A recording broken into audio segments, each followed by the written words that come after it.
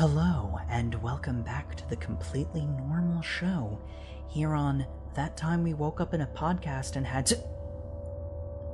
Welcome to the OverMangCast. This week, we read Everything is Fine by Mike Birchall. We read the government-allotted episodes 1 to 29. Of course, make sure to enjoy the show. Remember, they're listening.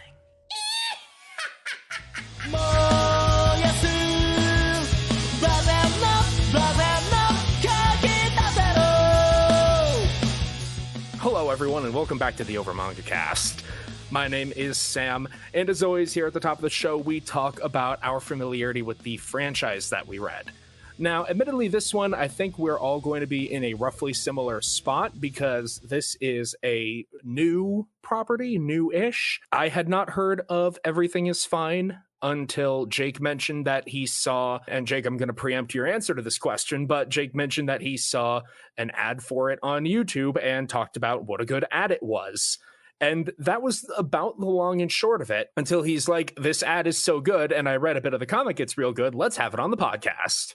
And now here we are. Jake, if you wish to reiterate. It's sort of funny because I only saw this particular ad like 2 or 3 times. It was so clever the way that it was done. It was like masquerading as like an ad for like a food product or something. So it's like there's these plates of like really good looking food and everybody's happy. It's a family around a dinner table. And then there's like this little fly in the corner. And it's like, if you're not paying attention, it's almost like, is that a real fly on my monitor? For a split second, you see this fly. And then when your eye moves over to see if it is real or not, you notice it's a completely cartoon fly. And then the screen glitches out and it just shows the title, Everything is Fine. Gotta say, I am in fact glad that I never got this commercial because the last time a YouTube video did a thing of pretending a fly was on the I hucked my tablet halfway across my bedroom. So, but yeah, for me, I got the exact right amount of the perfect ad for Everything is Fine. So I was super hyped going into this. I had already been, chipping away at it for a little while before it got mentioned in this group. Unfortunately, Matt got a bit of a different experience with Everything is Fine ads. First off, I've actually been reading Everything is Fine since I picked up on it real early because I follow the Webtoon account on Twitter and they were like, hey, here's some new series. And I'm like, ooh, this one's called Everything is Fine. I bet I can make a quick joke about this. So I read it, and then it was pretty good, and I'm like, well, I'm still going to make the joke. But yeah, I've been following it since then, and then I heard Jacob tell me, I saw this really good ad for Everything is Fine. I'm like, oh, cool, that's one of the webtoons I actually, keep up with regularly. That's really cool that it's getting some exposure. And as if that unlocks some kind of monkey's paw in the GPS surveillance satellite that decides what to advertise me. They're like, you said the words Everything is Fine. Here is every single advertisement for Everything is Fine. It was the same 4 different ads repeatedly just every time I had a YouTube ad come up. It was a little obnoxious. If I wasn't already reading this series, I might be like, what is going on here? But I don't know. That was probably just a weird coincidence. But I'm up to date with, we're all up to date with it now. We're all up to date with it now, yeah. I was more up to date with it than they were, if that makes any sense. Until recently. And how about you, Jay? Matt reading Everything is Fine habitually. I was aware of the series. In fact, I think some months ago, Matt actually introduced me to the first few pages of chapter 1. I was just like, oh, okay, this is interesting. And then Jacob mentioned he was interested and was like, we should read this for the podcast. So I'm like, okay. That similarly, technological overlords must have heard us discussing it because I got a whole lot of recommendations. Similarly, I got React videos, I got YouTube ads, I got email ads, I got everything. And I'm just like, okay, this is a little creepy, but yep, read it. It's strangely thematic for what this ends up being, but it's also kind of sad because I got the perfect kind of and the perfect amount of ads. I mention it in a Discord call, and then suddenly two of my co-hosts are inundated with way too many and the wrong kind of ads for this type of story. Jump into it then, I guess. That's what the overlords command. It's yeah. I'm not gonna lie. I was only a couple of pages into the series when I recommended it, and like I almost entirely wanted to feature this series on the show because of the first page. The way that this instills a sense of unease so completely without doing anything sucked me in so fast. You start with a character sitting up in bed, clearly like sitting up and awake, and the clock is at 2:59. So, okay, somebody's up late. Then a minute passes and the time changes to 2:60, which is wrong. The person sitting up in bed is like hits the alarm as the alarm is going off and is like, oh, time to get ready for the day. If it's 2:59 a.m., then that's the middle of the night. If it's 2:59 p.m., that's the middle of the afternoon. So again, that's just wrong. And then the person gets up, like the characters are already pretty stylized, but the character gets up and then you get a full shot of them and they have this weird like teddy bear mask face thing. It looks like a Disney mascot. The way that like the negative space is used, like, you know, the title of the series, Everything is Fine, comes up and distinctly not. Everything about all of these images is wrong. And that sucked me in so completely. I just like, that was so good. I gotta say, I am a huge fan of uncanny valley horror. Like, I'm not big on jump scares or slasher stuff or gore or whatever, but if it's the sort of like uncanny valley creeping sense of dread horror, then that is the stuff that activates my almonds. And this immediately was like, everything is fine, except it really obviously isn't. And the fact that it obviously isn't and nobody's acknowledging it got my spine to shudder. Oh, that's also kind of the problem, though, because one of the characters is acknowledging it. The character who we've been watching so far is revealed to be Sam. He is the prototypical, like, man of the house. Yeah. He's the prototypical man of the house, like, 1950s sitcom rules is basically how this works. So he's like, oh, honey, I gotta get my dinner. You got up. He's 19. That's 1920s voice is not the best. But it's like we gotta get breakfast and then head off to work, honey. Yep. And Maggie, who is his wife, is just burning everything because she is just zoning out while cooking. And like it's very clear that Sam is trying to keep going through breakfast as if it's normal, but it's also Maggie is not. She's not about it. She is absent from the situation and is constantly having to be brought back into reality. Playing the part is what it comes down to. Yeah. It's very clear very early on that they're all like playing the part of the like classic suburbia white picket fence like lifestyle. There's a sense that gets paid off that they are being forced to perform this even behind closed doors. That all of their life is this farce. I gotta say, one of my favorite things about this comic is the giant, Disneyland mascot masks.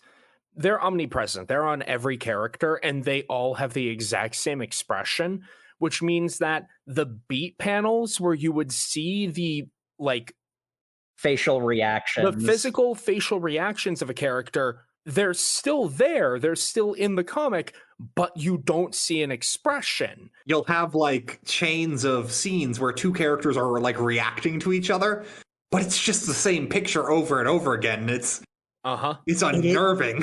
It's very unnerving.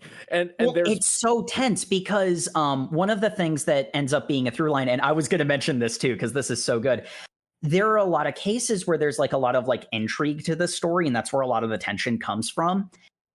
And a character will either say or do something, and then it will cut to the other character's reaction. And it's like there's context clues to know, okay, they're either horrified or they know what's going on, or they're angry because they, want to play this role or whatever. Like, and it's like there's like context clues all throughout the rest of like what people's actual opinions of various things are, but you can never see it. And a lot of those panels of like where you should be seeing the expression, but you can't because of the masks. They're moments in the dialogue, which are, it's the same sort of effect you get when you watch like an amateur play of actors who don't really know their lines and needing to pause, actively think of what they need to say next, and then do it and pretend that it was natural. Having been a high school theater kid, I know this vibe. Yeah. Because like the other thing that's really interesting is the art style is really interesting because it's stylized. So it's hard to tell what's real, what's stylization, and what is that uncanny valley intentional artifice, which is it so builds on what makes the panel composition so good. Because like they have 4 fingers, like they have the 3 fingers and a thumb, like sort of old-timey cartoon hand. Mm-hmm. And their proportions are not like wrong per se, but they're stylized proportions. Like the body language is very much there. And there'll be cases where someone will break character and everyone has to like think about the script, and certain characters, like, you'll see them like set their shoulders and there's like an aggressive vibe, but again, you can't see the face. And that's where so much of what you'd be reading in these characters comes from, that what is underneath that mask, what is the expression underneath. And that's a lot of what happens in this early morning breakfast scene between Samuel and Maggie. For the sake of the distinction between myself and the character, I'm going to call him Samuel. I think we could go. I don't think that's his name is the problem. Well, I think we could go with Sammy, because Sammy is something that Maggie will call him. Yeah. So that way we can make the distinction. Yeah. So, Sammy and Maggie, they have their domestic early morning routine. Oh no, she fried the bacon. What an airhead. Ha ha ha. He'll just have cereal instead. I do like it extra crispy, but I think this is even a little too far gone for me. Might as well give it to the dog. Yeah, let's give it to Winston. Oh, Winston hasn't been hungry lately.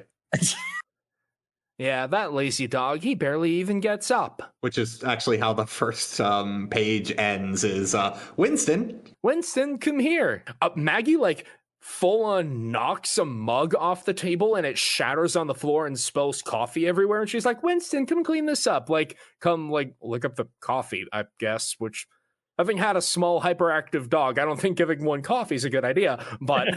Also, what she had done in her morning chores was dump Winston's full food bowl out in the trash and refill it. Uh-huh. The first glimpse that we see of Winston is the shot does not go low enough to actually see the dog. You just see a vague shape that is kind of dog-shaped and flies buzzing above it. Yeah. Mm-hmm. That's the first glimpse that you get of Winston. And the whammy shot at the end of the chapter is a rotting canine corpse. Yep. And like, everything is fine. The fur is gone. The skin is like leather. The lips are peeled back and desiccated. You can see most of its skull is the weird, like, this is a weird amount of decay for something in their home. Mm-hmm. That you could definitely smell. I don't know about that, because they have those heads. Yeah, they have the weird mask thing, so maybe they can't smell it. It would be hard to say. Do the heads have noses? We don't Yeah, that's know. another question that Mike needs to answer. Those are the real lore questions we need to know. It is. Mike, this is being recorded after your Q&A, but you need to answer that. Maggie becomes our perspective character, mostly from this point forward, as she goes to a playground in a park and has a little remembrance scene where she imagines a small child swinging on the swings. She sure does like the park, doesn't she? she sure does like that park, as she gets a call from Sammy on her phone. And that's such a good scene where it's clear what Sammy is saying on the other side of the line is so much more like lore impactful, but because it's only like the second chapter, you're not telling the audience that. So he's just like, what are you doing at the park, Maggie? This is really bad. And she's like, I just like the park, Sammy. It's like, and we only get her point of view. So early on in the series, it's such a good scene of just like, well, I'm just going to stare at this empty park. Oh, look, there's another woman on that bench over there. Blink and she's gone. Huh, weird.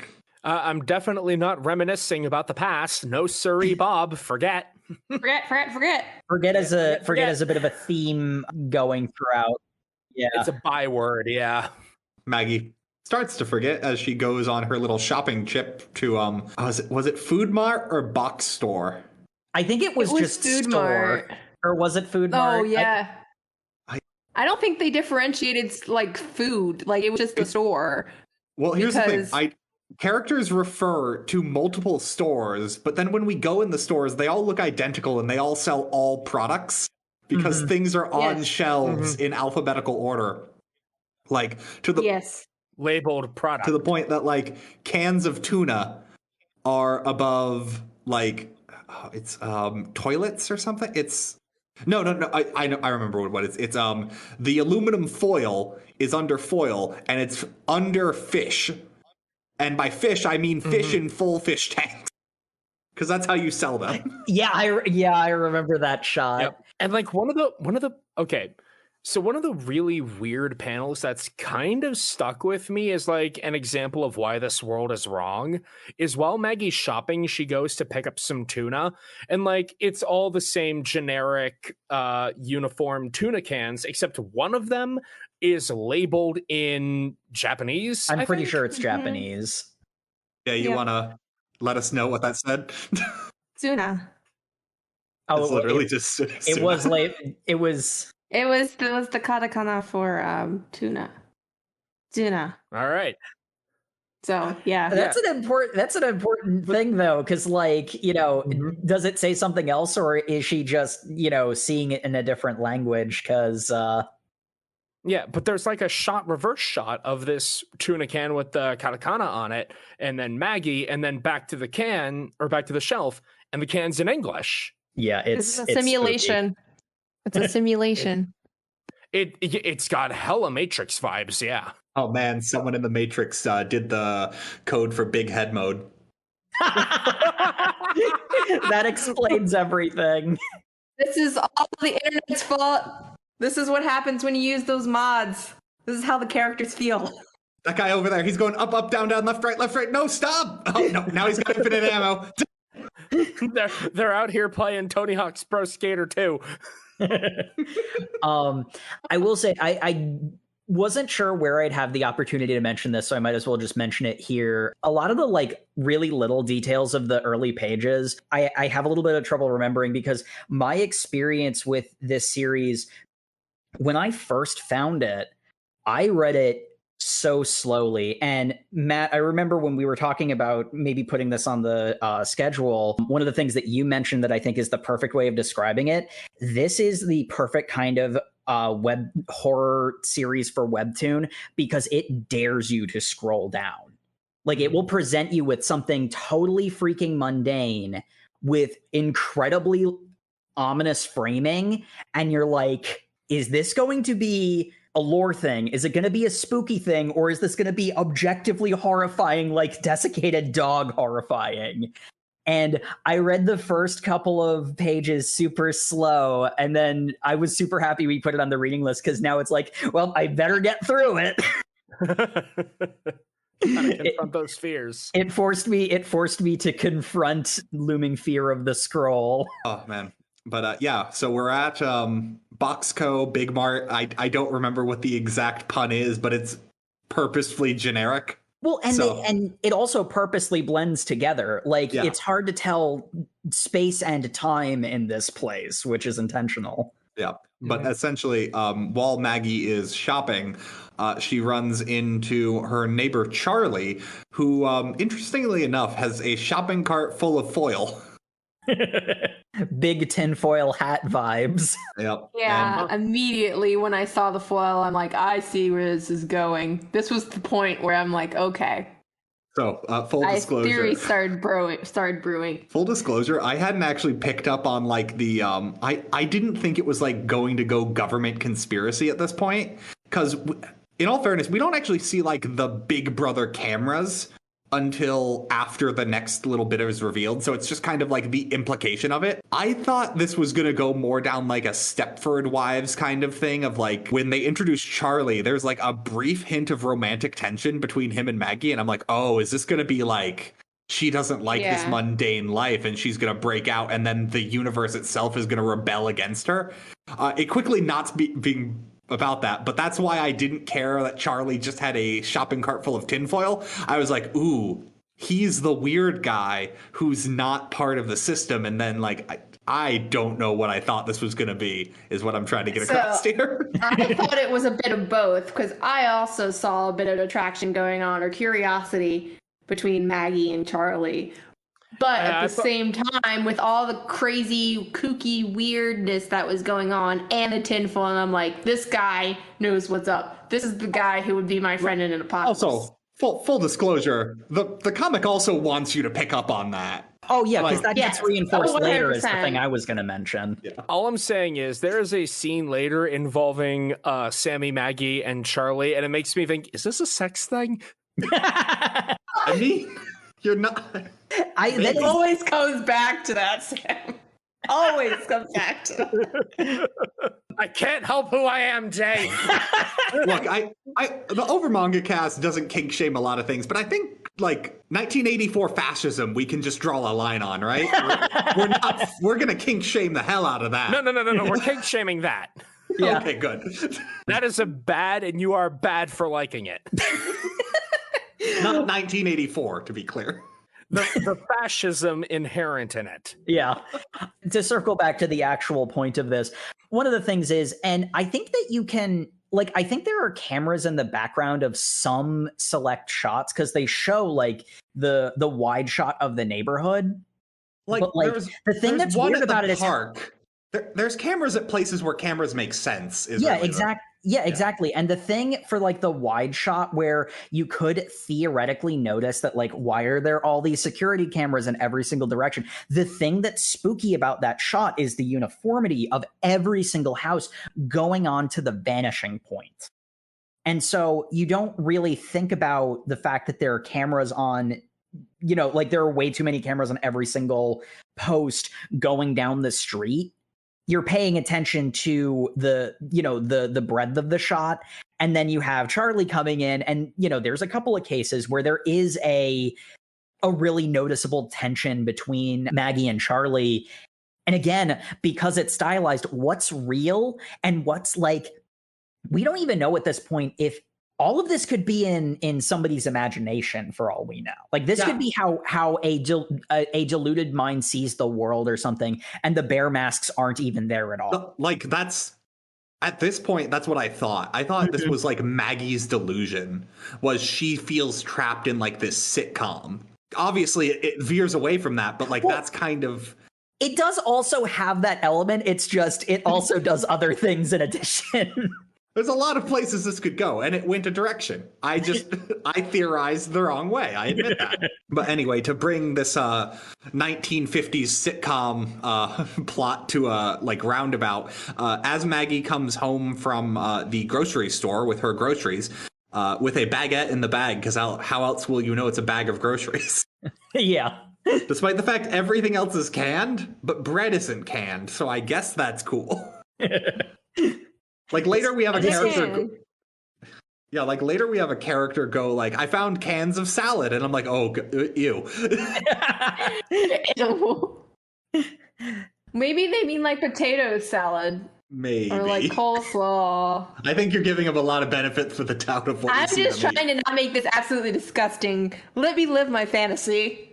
Okay, fair. But anyway, everything is fine. The preppy neighbors, Bob and Linda, which are the waspiest names I can think of. Or just like, hey, Maggie, how you doing? You and Sammy gonna come over and join us for a little bit of a dinner party? I'm pretty sure like Sammy arrives and like Yeah, I ain't going anywhere. I ain't going anywhere near these wackos. Well, the first thing that happens is Charlie also comes home from the store at the exact same time, which a little weird. It's very convenient that Maggie and Charlie came home from the store at the same time. But whatever. Because Charlie was going there for the one thing. Charlie was leaving as Maggie was still shopping, but it builds the tension of the scene, so it doesn't matter. Like it's... And again, time and space is warped in this insane world. And also with the retrospective of having read as far as we do, we know there's stuff outside of the suburbia, and we don't know what else Charlie was doing then. Probably nothing, really. Charlie is wandering back inside with his like entire 2 bagfuls of aluminum foil, and Bob just goes, "Huh, that's kind of weird. Hey, Charlie, you coming over to have a dinner party with?" And Charlie's just like, "Don't wanna. I'm busy." Model trains. Are you just gonna hang out in your basement like a loser? I'm really adding a lot of personality to Bob that he does not have intrinsically. Well, he gains a personality later on, but it's certainly not this personality. I'm adding later Bob's personality into his very mundane speech right here, because it's literally like a sitcom strip of like, "Hey, we'd really like you to come over to dinner." It's just like, "Oh, I don't know, I'm busy." It's just like, "Come on." And come on, you know what? I think this is the first time we see the red eye take effect, because Charlie's like, "I do not want to engage in social interactions with my neighbor." And upon doing that, red eyes and goes, "No, I must engage in social interactions with my neighbor." Particularly one of their eyes turns red. Which we see later on seems to happen anytime someone does something that goes against script. Yes. Like something is happening that... This is kind of narrating a little. I'm assuming it's some form of punishment for what they just did.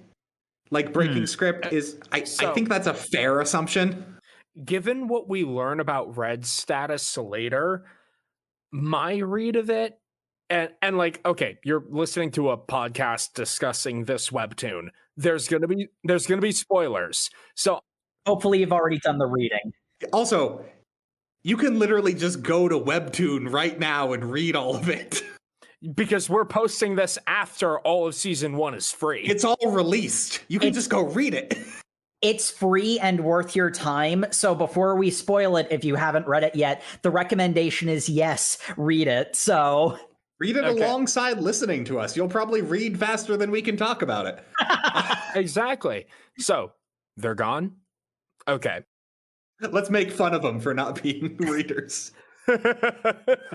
So, we learn later what Red's status is, and it's clear that the people in universe already understand what Red's status means. So I think that Red Eye doesn't so much cause like a physical pain or like overwrites their free will, as it is a flashing warning of, "You are getting dangerously close to the line. We will kill your children if you keep going down this road." And it just flashes the red in their eye as, "You are getting very close. Well, back away from the line." Similar read to Sam, just like I never thought it was taking any type of physical control of them. It was just like a warning of, you need to assess your behavior because you know what's at stake. It's a very visceral reminder that Big Brother is watching and is currently holding a gun to your child's head. Yeah, I was also not claiming that. I was just saying at this point in the reading, they kind of just stop mid-sentence and then correct what they said. Yeah, actually, my interpretation, and actually it's really interesting because my interpretation up until we learn what Red status actually is it seemed like a robot being reprogrammed or something like that. So it seemed like a brain scrambling kind of thing at first. In the context of a first reading, that is what it smacks of. And the thing that I think is what is actually being done is I think it's literally showing just a picture of whoever is being held. Like, that feels to me like the kind of thing that would instantly shut someone up because they haven't seen this person in so long. They see a picture, they stop to look at the picture, remember what that means, and then get back on script. The sort of callous cruelty that this sort of mega evil government would do. And I know what you're thinking, dear person who didn't hear your warning and go read this. 1, you should just go read this. 2, just keep listening. We'll find out eventually. Because Maggie goes back inside and gets ready for dinner because Sammy comes home after a long day at the work. At the work, yeah. He works at the logistics part of the box factory. They talk about it at dinner. He works at the place that ships it from like one point to another point. Bob works at it from some place that ships it from one point to another point. And Charlie works at the incinerator. And none of them want to talk about that.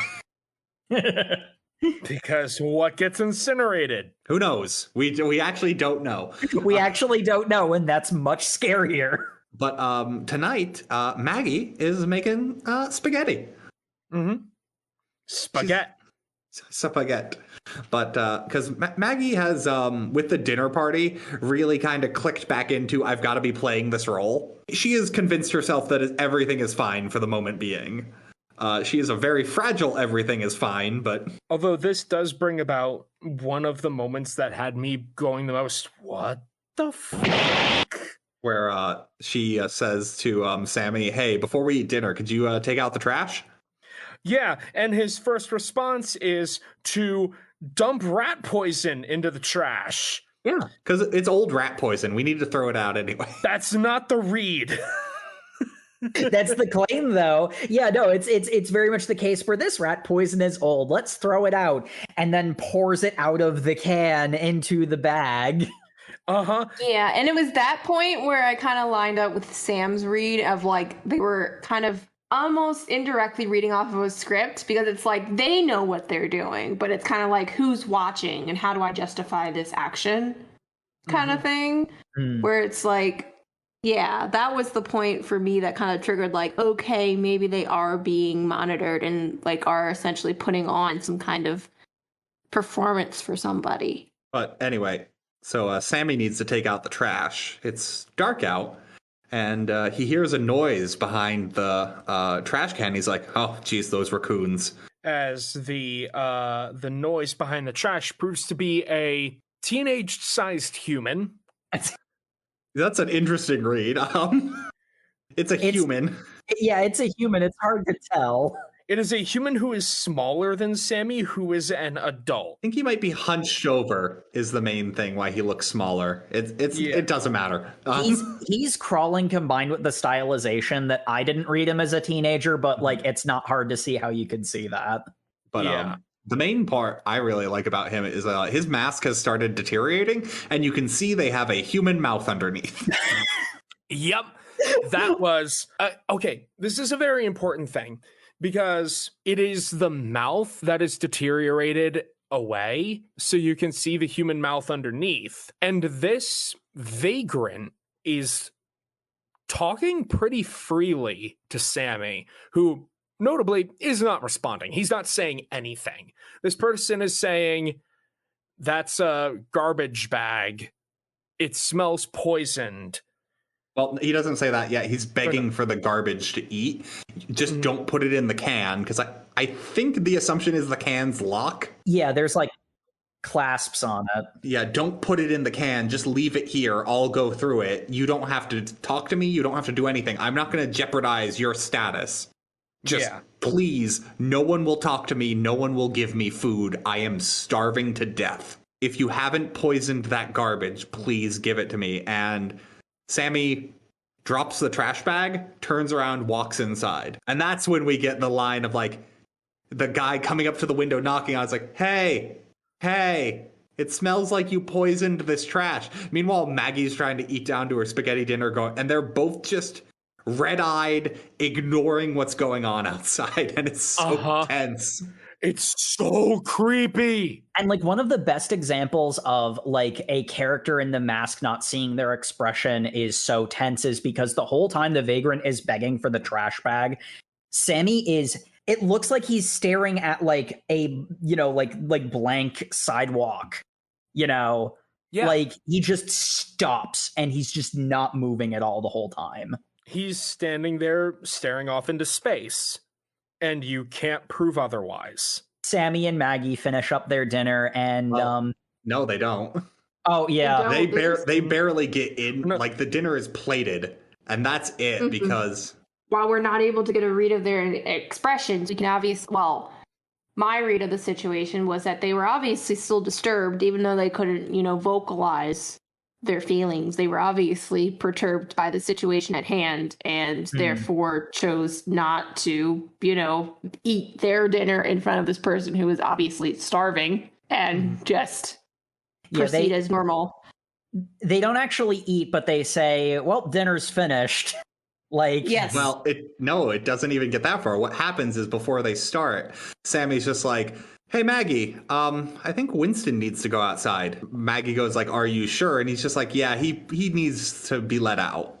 He goes, oh, you lazy boy, picks him up and then brings him outside and goes, I'm sorry, Winston. I love you, boy.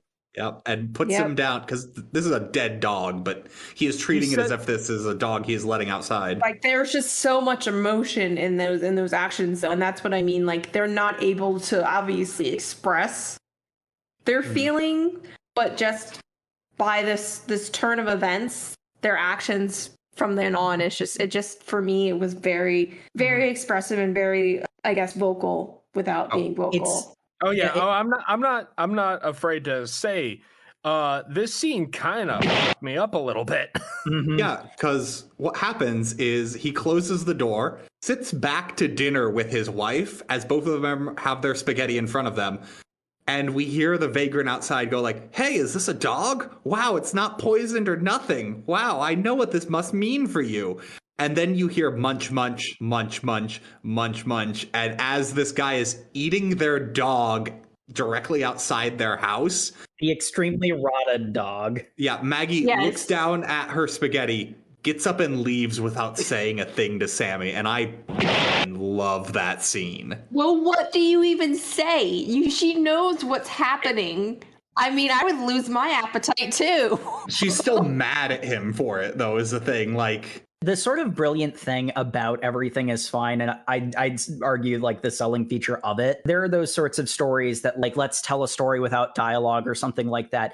Let's have a series where the like inner thoughts of a character are completely obscured because you can't see their face. It's all about how people are feeling when they can't express their emotions in words, but their face is also covered, and expressing that through action and body language. Yeah, and it's like an interesting horror too, because the horror isn't really even coming from the fact that like everything is being done in silence. The horror also comes in the fact that you've got this like pointless banter that is being pushed on top of everything. Like people over-explain what they're doing. The fact the vagrant was narrating what he was doing outside was horrific. That's what made that horrible. Like everyone feels the need to fill the void with like talking, but not talking about anything. It's just small talk. Yeah. The thing that really got me is, so obviously we learned later that the weird Disney mascot helmets have microphones in them. And so someone is listening to everything you say. The important thing that I noted is that the vagrant's mask has deteriorated or been mutilated to the point where the mouth is gone. And he's talking freely to Sammy like, no one will ever know if you just don't say anything and give me the trash. Yeah, if there's a receiver somewhere in the little mouth section. Yeah, so the microphone has to be in the little mouth section. So this vagrant can talk freely, even if he still has the habit of talking to fill the silence and read the script. I don't know if that's what he's worried about at that point, because I think if he's been fully red status you have nothing. He has nothing else to lose. Yeah. Yeah, like, so That's true. It could be either or, but like it comes around to the same like narrative place of like he's been browbeaten into that habit by the situation that they're all in, which is again genuinely horrifying. Absolute nightmare. I recall this is so random, but it's one of my favorite quotes in the first Digimon World game. No, I know it's random, but seriously, this is relevant. Late in the series, you meet a character who says to you, things can go wrong and, you know, folks will like survive and be able to move on. But when people stop realizing that the situation is wrong, that's when all hope is lost. You know, in that game, it's that, you know, the Digimon were becoming more and more wild and less civilized. But like in this case, it's the same idea where everyone's forced to play these parts to the point where they lose who they were outside of the character they're forced to play. It's so dehumanizing. It's another way of saying the classic line of evil flourishes when good men do nothing. So kind of the crisis Maggie is going through currently, because we immediately jump cut to the morning of the dinner party. I don't think Sammy goes to work today, actually, now that I'm thinking about it. So I don't know. It's a day off. Sure, why not?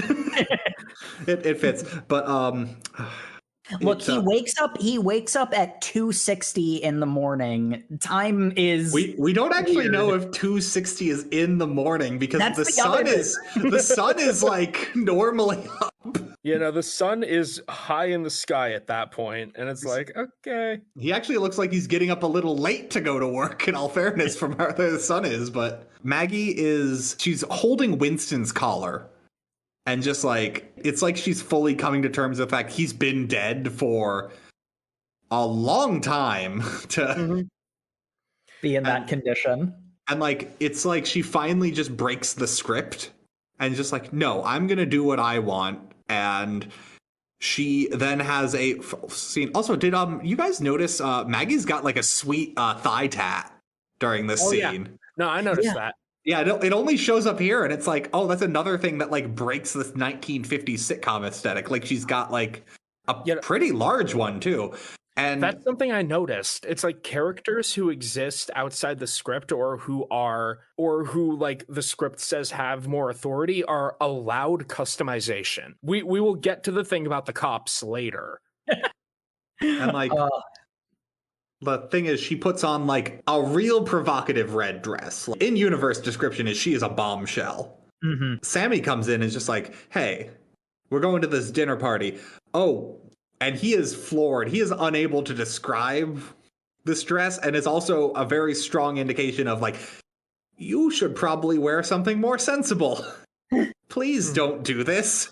I think she looks great. Yeah, she does look great, but he's also like, that's not the point. Please, she don't. looks too good is the thing. One of the like really gut-wrenchingly hideous things, and it's not even scary, it's just impossibly sad. It's the implication that Sammy and Maggie have been living in this false reality for so long that even though Winston is long dead, pretending his corpse was alive was a comfort to them, and giving the corpse to the vagrant as sustenance made Winston really dead.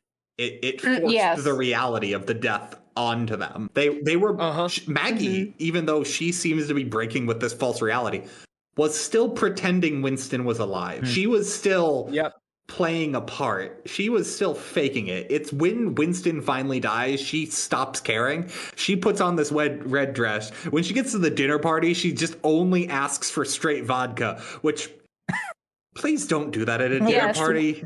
The host will talk about you. Straight vodka.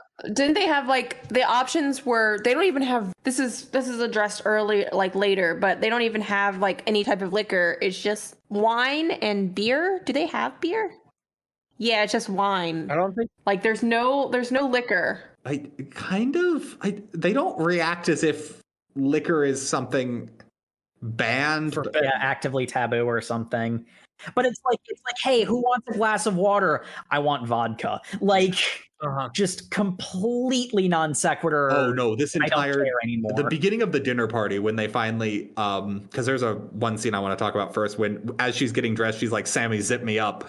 And as his hand is on her back, like zipping up the back of her dress, she just goes, "It's been a long time, Sammy." And he's just like, we cannot. And she's just like, "Yeah, we can." And walks away. And I'm like, "Ooh, jeez, burn." Like, unpack this, boys. It really drives home just how dehumanizing their situation is. They can't even do the most basic function of life, which is reproduce.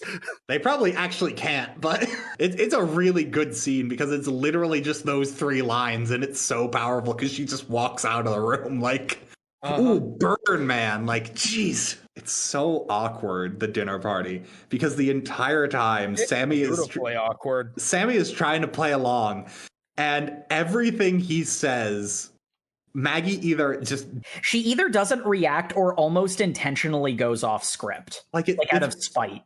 Like, this is a really weird cut that only like 10% of our listening audience will get. It's like when you're hanging out with that couple friends you're with, like the friends who are a couple, and you can tell they're going to break up soon, but they haven't yet. It's like that weird, like, digging in at each other, and they can't let anything positive be said about the other. Yeah, no, I know exactly what you're talking about. It is that energy. Mm-hmm. Well, okay. I mean, I guess I can't really say except because this comes up later that Sammy and Maggie reconnect. Oh, that's not the energy here. The energy is Maggie is fully done with this relationship right now. Yeah, that's the sort of nice part about it, because like at this point, Sammy is very much still obviously there's the whole horror of what happened to Winston, and that obviously affected him too. It seems like he's more okay with the situation, and having read the entire thing, we know what red status means. But at this point, the audience doesn't know what red status means. And again, the stylization, it's hard to tell what's real, what stylization, what is the uncanny valley nature of this like extremely artificial situation. And it almost does kind of seem like a marital issues moment, when in reality, Maggie being done with the farce is obvious enough, but it's hard to tell what Sammy's take on everything that's going on is, because they have the horrifying bear mask things. And my favorite part about this conversation is it's like a good comedic buildup. The first thing is she walks in. Bob's just like, "Oh man, you look really good, Maggie, but the AC is so high in our house. Maybe you can go wear one of Linda's coats." And she's like, "I'm fine." And it just progresses of her shooting things down and like people trying to like, "Nope, we're having a fun dinner party. You're not ruining this." Just like, and she's just not on here. And like Sammy's just like, "Oh, well, I guess I'm drinking for 2. I gotta drive home." And then they're all just laughing at these stupid jokes that no one thinks is funny. And like, no, my favorite bit is that like Bob asks if they want liquor, and Sam's like, "Haha, no, I gotta drive home." And Bob's like, "You do?" No, Bob, obviously not. We're neighbors. I live across the street. And then, ho, Sammy, you're such a joker. That's Bob's whole gimmick, is he doesn't get jokes and then laughs at the he laughs at the jokes after they get explained, because why are you not understanding the joke? Yeah. That's not according to the script, Robert. They just keep going, and like it keeps building up again and again and again with Maggie just shooting down more. Linda comes in just like, "Hey, Maggie, that dress is a little drafty, isn't it?" She's like, "I'm fine." And it's just such like hardcore shutting down conversation to finally they go like, "Hey, how's that little rascal you have, Winston? He was eaten." And there's a solid pause as no one is able to deal with how drastically this line is not okay. It's like, "Nope, how do we nope, no." And then finally Linda just goes, "Oh, I know what you mean. He's just so adorable. You ate them all up." And it doesn't even seem like Linda's okay with that explanation. It's just like, yeah, that's totally what I meant. Yep, that's a thing normal people say. I don't care anymore. Like eventually Charlie arrives as Linda is doing this, where it's like Linda's not paying attention to anything anyone says. Well, it's finally Sammy has to just go like, "Hey, Maggie, stop it. This is ridiculous. You're throwing a tantrum. We are not in a situation you can do this. We're doing this for her. And like that finally breaks through, like, no, yeah, I'm upset my dog died, but that is not worth what is clearly on the line here. And then she switches back to playing along. And that's when, hey, everyone, it's Charlie! Charlie! And there's a sitcom entrance. Yeah. Finally pulled yourself away from those model trains, huh? And like, for reasons that diegetically even kind of track, it's very WandaVision when Charlie shows up. Yeah, because like again, like the stuff with the tinfoil, Charlie obviously knows exactly what's going. Like you don't know. Like that's the other fun thing about the situation is you don't know how aware of the truth of the situation any character is until they say or do something. Mm-hmm. Because like Bob being like, we're doing this for her is a big moment for him, because like obviously like he's not delusional or ignorant of how weird things are. He's just playing the part that hard. Here's the guy who seems to care about playing the part even less than Maggie does, shows up. Yeah, in his hoodie. And they're like, oh, Charlie, you're really dressed up for the occasion. I always wear this. Yep. I love Charlie. I think he might be my favorite character. He was my favorite character. He's my main. He's my favorite character after he spends this awkward small talk section ignoring the people around him to hit on Maggie. Yeah. That's definitely how this scene is framed. It's probably not what's actually going on, knowing like the full course of the story. But this arc is definitely just like, hey, you want to get out of here? Like, I think to a large extent that is actually the way that Maggie is legitimately reading it, because like the way that she reacts to like the way that Charlie is like very particularly only paying attention to her, this really weird like domestic tension to it that like does not track with all of the really disturbing nonsense that we'd seen previously. Since everyone's here at the party, they all sit down for dinner. Linda has been spending the good portion of today on a lovely roast. Or it's a ham, isn't it? It doesn't matter. It's sitcom food.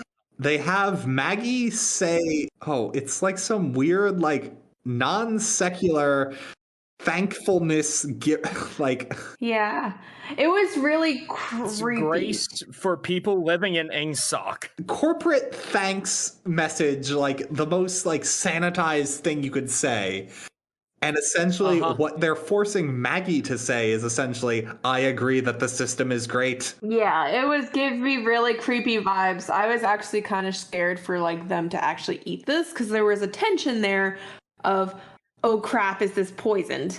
Yeah. Oh crap, is this the vagrant? At least for me, my read was that like, is this poisoned? Because so taking it back to when they were first invited to this neighbor like dinner, like at this point I already knew that Charlie was an outcast, and I wasn't quite sure how eye to eye, Sam and Maggie and Bob and Linda got along.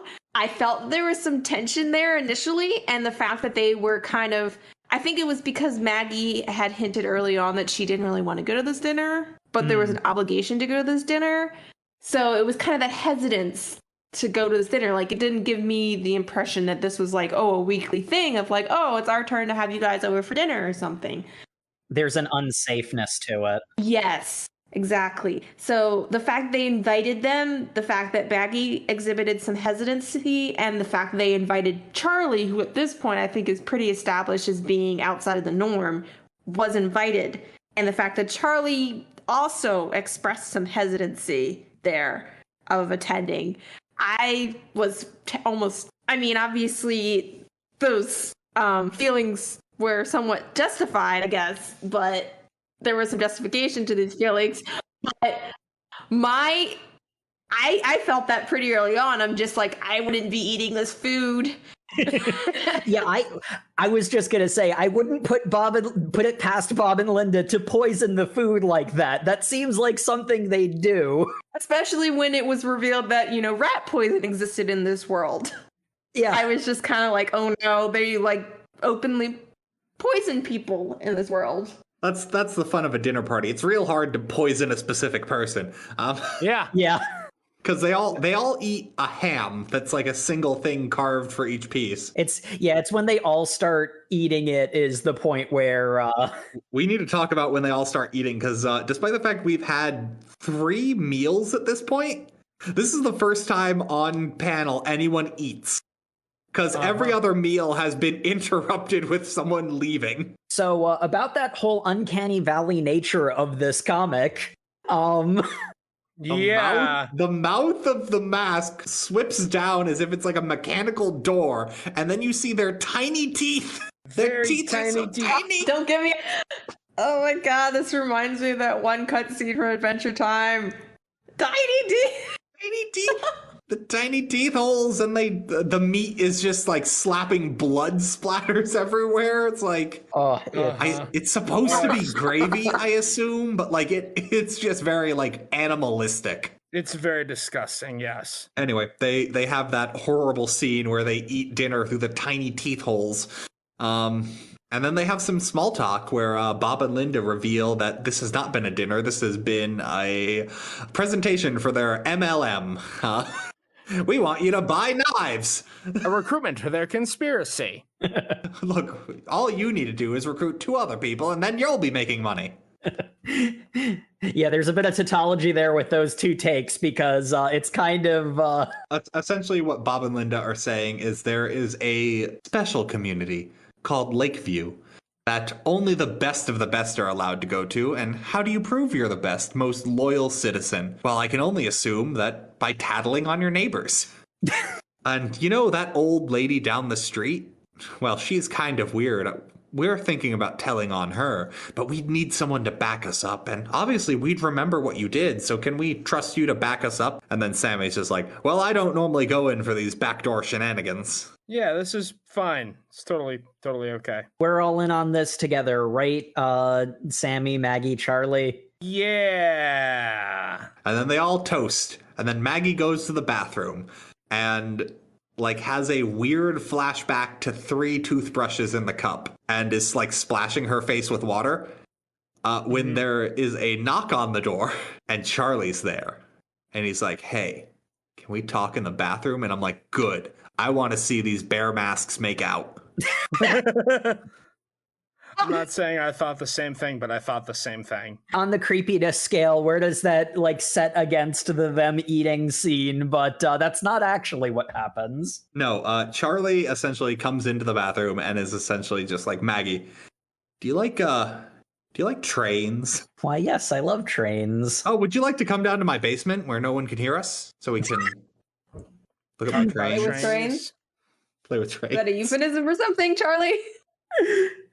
It's really easy to understand how you could how indeed Maggie in particular could misinterpret what's going on. That's the thing. Maggie has to be misinterpreting what's going on. Like, she doesn't know. She definitely doesn't know what he's really talking about. Like, Maggie's just done with her marriage, and it's like... Or, best thing ever, she legitimately really likes trains, and we're just really perverts. Maggie's like, I need a new hobby. I've fully onboarded to the fact my child and dog are gone forever. You know, maybe if I just had a hobby like trains. Oh man, this guy's really cool. We could be friends. Jane, knowing you and I, the idea of we just might really be perverts makes sense. That's a legitimate read. Never have you said something more wrong but more true, Sam. It's like, you know I'm right. I'm completely normal. I don't know what he's talking about by being a pervert. I'd like to refer to 15 minutes ago when Jay claimed Charlie is my main. Yes. You chose to put a sexual spin on that. Unfortunately, their secret bathroom rendezvous is revealed through a hole in the painting to be watched by someone in a bear mask, which through context clues could only be Linda. But there are subtle differences between the actual bear masks that you can usually tell them apart just by the mask itself. Unfortunately, the angle and lighting in this scene are very hard. Yeah, the lighting makes it hard, but it is definitely Linda. Mm-hmm. It could only be Linda is really the thing. She also wants in on this train action. Linda was spying through her bathroom creep hole, which is really convenient that Charlie decided to do something anti-government, because otherwise, Linda's just a creep. Yeah. Well, I mean that. Yes. This was a pre-existing hole in your bathroom. Oh man, this was just my fetish, but now this gets me good boy points. The next day happens, and Sammy has work the next day, which he had a day Sam off. does have work the next day. Yes, how'd you know? He's in your head, Sam. Yep, and Maggie goes over to her. Oh, that's the other thing we get established is Charlie works the night shift, which right, real inconsiderate for his neighbors to invite him to a dinner party. Not something I'd put past Bob and Linda. Hey, do you want to go to a dinner party? My shift starts at 8. Oh, that's good. You'll be done by 7:55. You guys. No. I need to sleep. There you go. Anyway, Maggie heads over to Charlie's for a perfectly normal encounter to look at some trains. Look at his trains. Yeah, for a perfectly normal train building sesh. It's the way Sam said it, the most lewd. Yeah, that's what we call them. We call them train building sessions. Look, fortunately, an authority figure shows up to prevent all of this shenanigan. I'm just saying, someone needs to be the engine, someone needs to be the freight, and then I can be the caboose. That is... No, take this out of my head. Future Sam, just remove my entire voice track. Your entire audio track is just gone now, Matt. Well, I have cut it. Hey guys, who's the real winner here? I get to leave. I guess we'll just have to forget about our other host. Who? Yeah, I'm trying. I don't know anyone by that name. I don't know anyone by that name. Guys, you gotta acknowledge me, please. I need attention. Anyway, Officer Tom is a thing. Yes, Officer Tom arrives right as Charlie, in a way that is totally not the least bit creepy, says, "Hey, Maggie, let's go to the basement."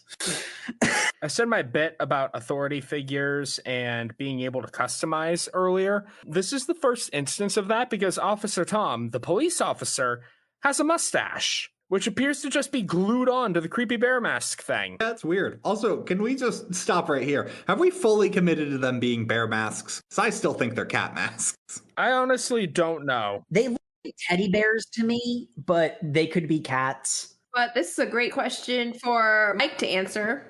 Maybe if Mike answered his Q&A that he probably did by the point this episode comes out. We would know. But we don't, because we record these in advance. Does it really matter? This is an important lore question. Yes. Look, if they're cats, we need to know, because they have 9 lives, and that means characters are coming back. Oh, that'll be relevant soon. But for right now, Officer Tom has just arrived, and notably before Maggie can go in the basement. The tension of all of the Maggie and Charlie's house stuff is just spectacular, because what is in the freaking basement, man? You know? And then a police officer shows up at the door, and by this point they've actually emphasized like the cameras are everywhere element of like the whole like Big Brother conspiracy. Like it's gone in that direction explicitly by this point. So an authority figure in association with the government showing up at your front door is obviously a bad sign. So yeah, I'll just jump this in here. Like this is where like it's something I complain about every time I read a webtoon, so it's not necessarily a knock against the series, but this like string of series with Officer Tom is where we really hit the stride of like a chapter has to end on, but what is this cliffhanger? Dun dun dun. And then the next page opens up with the exact same thing leading into it, and most of the times it's good, but some of the times it's like, what is that thing? And then it immediately gets resolved in like the next panel, and I'm like, okay, so it was a fake cliffhanger, which I get, but like, I don't have as much of a problem with that format that Webtoon does as you do. I find it less irksome. I think though in this case, I actually appreciated that. Even going back to the first page, like the 259 turns into 260. The level to which everything is wrong and everything is fine, I feel that like fake release of tension actually builds into the atmosphere of the story in this particular case. Mm-hmm. I wasn't even saying it was a specific knock against the series. It's just Right.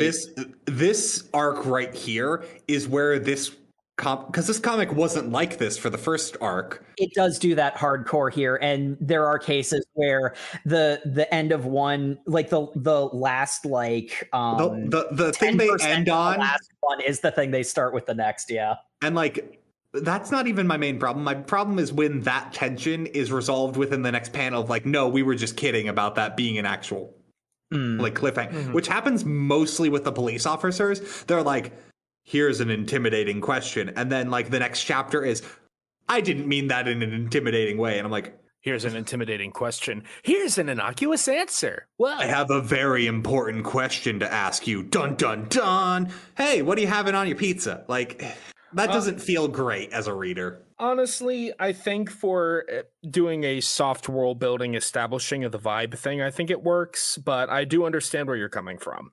Okay.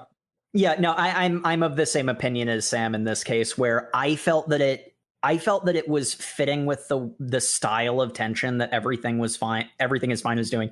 But that is a common thing that webtoons do, and you know, the Officer Tom sequence in Charlie's house does do that really, really hard. The Officer Tom is where it's worst, is why I'm bringing it up here. Which I'm okay with the rest of it. It's just this part really became like color by the numbers webtoon for me. But it gets better, so like understandable. Getting back to this scene, one of the things that I really liked about this moment was one of the things that immediately happens when Officer Tom arrives. Charlie knows that there's no way out of this for him. Maggie has no idea what's going on at all. The audience has no idea what's going on at all. And Charlie just starts saying, can Maggie leave? She knows nothing.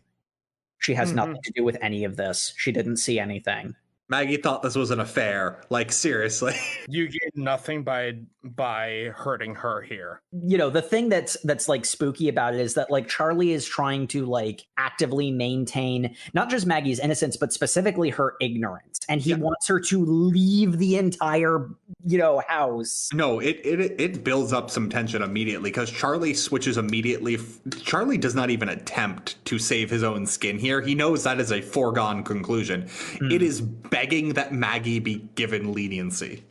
Like, there are two places in Everything is Fine where they do a lot of like really hardcore build up to like this big secret. The first one is, what the hell is the basement thing? It's one of those cases where like a lot of series can do the build up really well, but you have to have something that actually feels satisfying as a payoff. I personally feel that both of them work. But like, man, they really build like, what is in his basement? Well, they build it up all right. Like it is. Oh yeah. Like we don't find out what his basement is when Charlie gets arrested after the police officer goes down into the basement. We just get immediately like, well, that's pretty bad. You're going to be marked red status. And then we get the like... No, wait, please, not red status. And then it's just like a solid 30% of this chapter is Charlie screaming in agony. Yep. And well, I like 30% of that is him screaming in agony. The like 25% preceding that is him begging. Her name is Charlotte. Yeah, it's please, Tom, her name is Charlotte. Pretty terrifying, which is interesting because at this point I hadn't quite connected his relationship to this Charlotte character. But it was just kind of, I'm assuming based on, you know, the desperation in his eyes that, you know, this is the same officer who obviously visited him before and did similar to Charlotte. So it's kind of like, has there been a previous interaction? And also like just saying, you know, her name over and over again, despite not being prompted, at least at this point in time, to this individual's existence or non-existence. It just kind of, is this a continuation of previous interactions or previous, questioning? We find out what red statusing is later. Like, the audience still doesn't know at this point what it actually means. And it's like... It just seems kind of disjointed. Well, it is supposed to feel disjointed because the audience has no idea what's going on. All the characters do. And like, I did read that like Charlie was saying some hostage's name to try to like get a moment of empathy out of this authority figure. He's trying to humanize the action that this person is committing. Yeah. This is, you aren't red statusing me. You are killing a person, and I want you to acknowledge that. Like... But I mean, that's why it was like, but it was still confusing because at this point we hadn't been introduced to who Charlotte was. So it was kind of just like... It's purposefully confusing. For my... Mm-hmm. Yes, I'm acknowledging that it was just very confusing and like, obviously it made me think about who this Charlotte could be. But at the point in time, it was also just like, is this... At first, I thought that Charlotte was actually his daughter for the longest time. Well, no, so Charlotte is his daughter. That was my... I think Charlotte is his daughter. Yeah. You told me that... Never mind. No, Charlotte... When we go into the basement, we find a drawing signed Charlotte, so it's... Yeah. And it's a very child... And then Matt told me that it was like his wife or something. Oh, like, you know what? I think I misunderstood. Yes, I was solidly like, Charlotte was totally his daughter. And he's like, no, that was his wife. No, I'm like, how? I remember now. I misremember. I was making a joke that I thought it was funny that the character Charlie was married to a woman named Charlotte, but now I'm realizing I remembered the name in the wrong place. Yeah. Oh, what? Yes. Well, hence my confusion. Matt misremembered, planting the false idea in Jay, and now everything here we is are. fine. Yeah, no, actually, everything is fine. The vibe I initially got, because Charlie lives alone, I thought that it would. I thought that whoever Charlotte was the wife, but then we see later the picture, and like the other thing that's important about the picture is Daddy, Charlotte, and then Mommy has angel wings and is above in the sky. Yep. So and that's the point where it's revealed who Charlotte really is. Yes. So his wife is dead. Like, just to quickly get us to this point, what happens is Maggie can't get over the fact that Charlie's gone, goes through a bunch of like interactions with people going like, I have no idea who Charlie is. Bob and Linda are packing to go to Lakeview because they clearly got a promotion for someone getting reported on. And then we cut to Maggie going like, well, I need to go to the basement. And then she goes in the basement and finds this picture. This is actually going back to what I was saying with like the buildup of the basement, and it's like this is another moment where her going into the basement actually doesn't reveal anything, because you get that classic moment of she goes in the basement and finds nothing. Basement. It still leaves the tension of like, what did the police take out of this basement that was so serious? Because like the other thing that's important is, as Charlie is screaming in agony, he is like clawing at his bear mask thing, which is bleed, which is yet another level of uncanny terror. It's hard to tell if that's real though, because the way this comic does like action scenes is like blots red over everything, so it's not necessarily blood. But it also could be blood. It could easily be blood. The significance of finding the picture is the picture I think was on the wall. I think it's in a box called Memories or something. Among the effects, and still in Charlie's basement, is a children's like physics textbook. Yeah, like Science 101. And one of the pages is marked by being dog-eared, and she opens up to the page, and it is a page on Faraday cages. And like the foil. Yep. He turned his basement into a giant Faraday cage. And because this is a comic and we need to illustrate to people entire amounts of information based on images alone, we get mad ramblings of everything circled on this page of it works. And I'm like, those are very interesting notes for the person doing this, but okay. As the audience member, I appreciate it. The paying off of what it is that was so important in the basement being a Faraday cage, I thought was worthy of all of that build up, because and it's like this changes the trajectory of everything. Well, it immediately changes the trajectory because Maggie immediately goes, well, gonna buy a crap ton of foil. Yep, because now Maggie is the train enthusiast.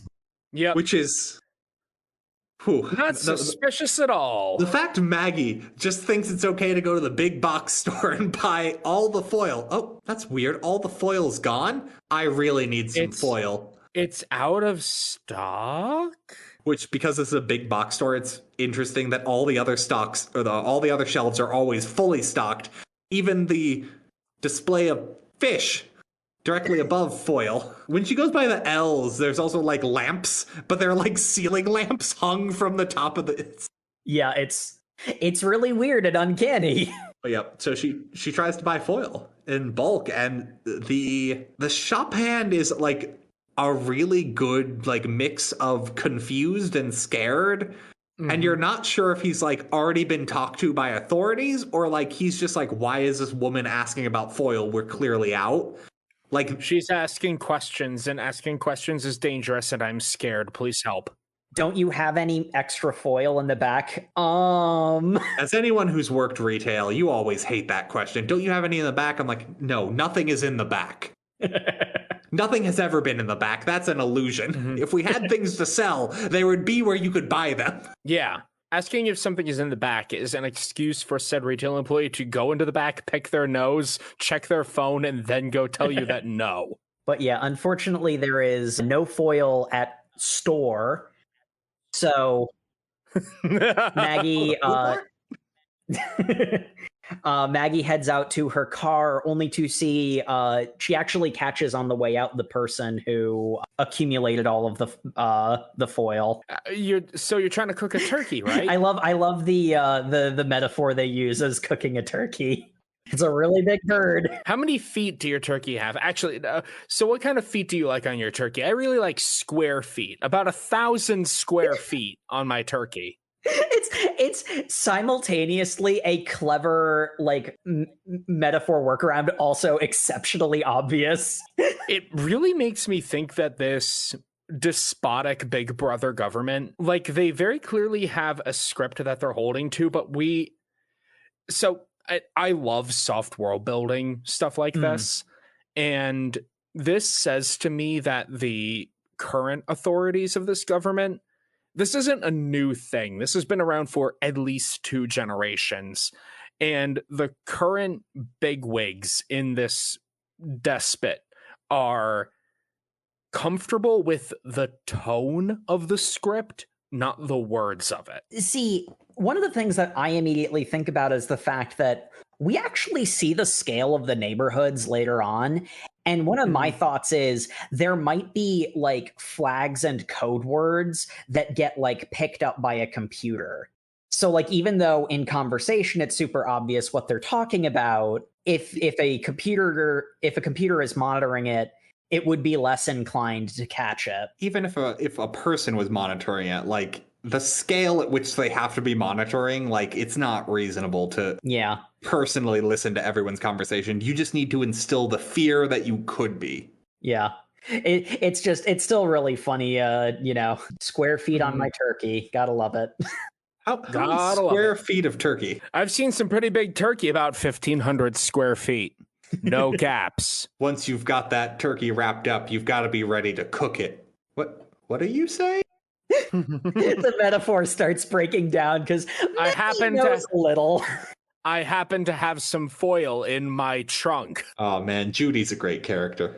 I love Judy. Did we point out that Judy is the same lady who was at the park with Maggie in the first bit? Because I didn't even notice that. I noticed that on the reread. I hadn't actually put that together, but when you mentioned that there was someone in the park in that first scene, I'm like, oh, that's Judy. I remember the purple coat.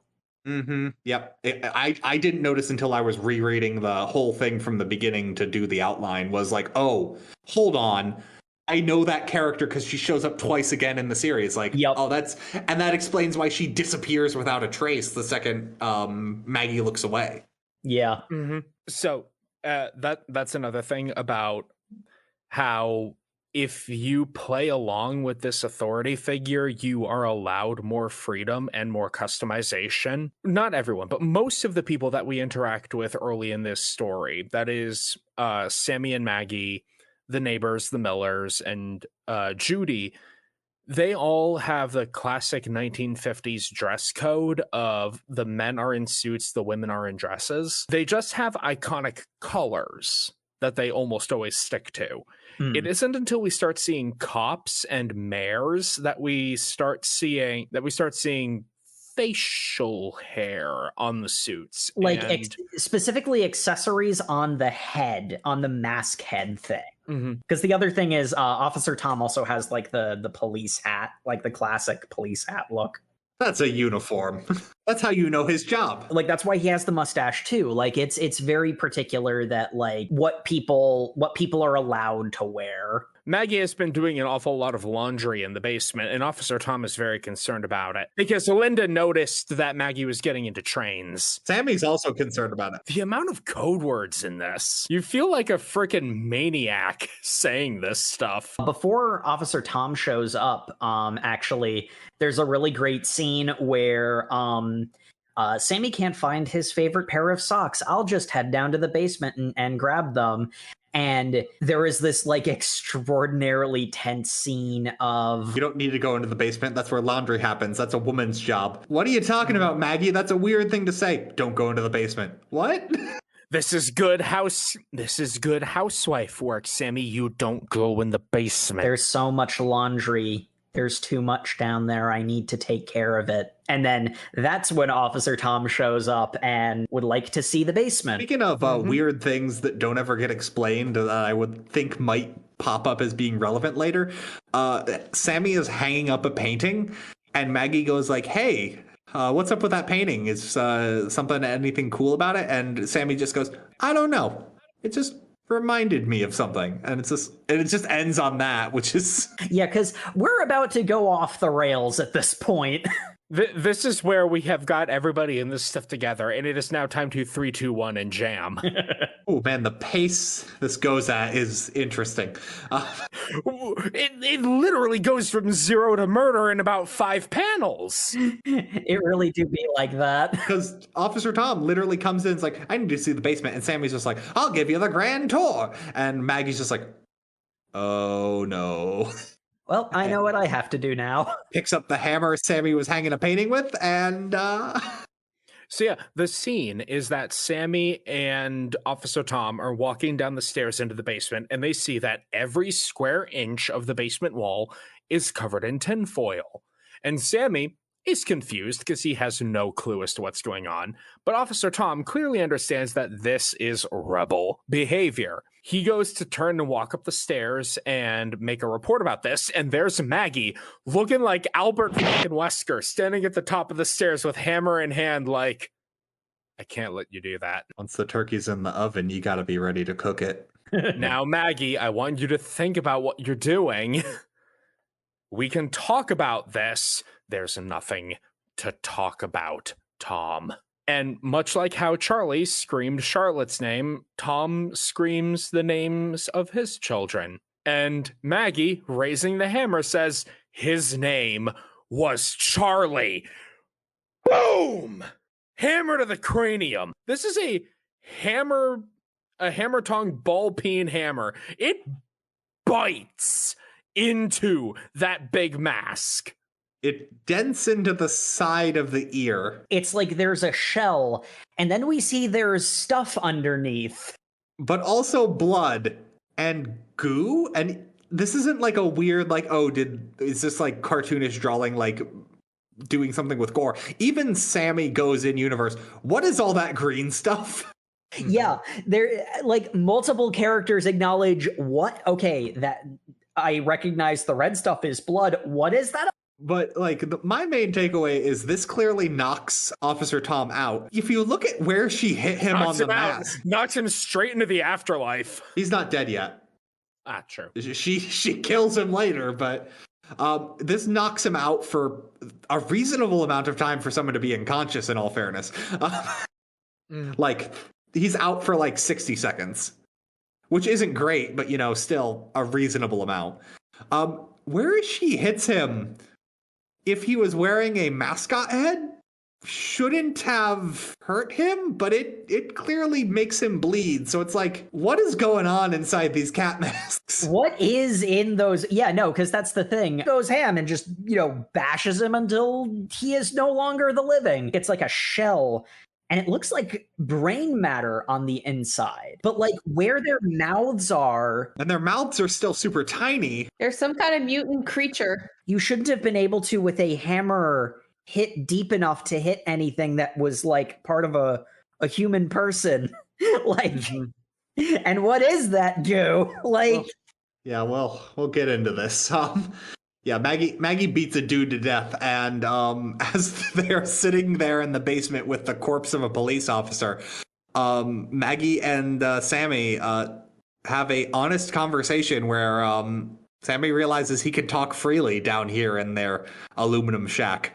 We have a very critical from a world building moment where Maggie immediately loots the corpse of the police officer. You gotta rip the GPS out. She loots Officer Tom's body, finds his cell phone, which has like last ping is X minutes away. I don't remember, but basically there's a ping every 10 minutes showing the physical location of everyone with the masks. So they have 10 minutes inside the Faraday cage to speak freely before they have to step out, put their masks back on, and be seen by the system. Have to put the metaphorical mask back on because it's worth noting. As I'm about to say, it's a very poignant metaphor. Yeah. They never take those weird teddy bear cat masks off. Whatever they are. We don't actually see their real human expressions. We never see the whites of their eyes.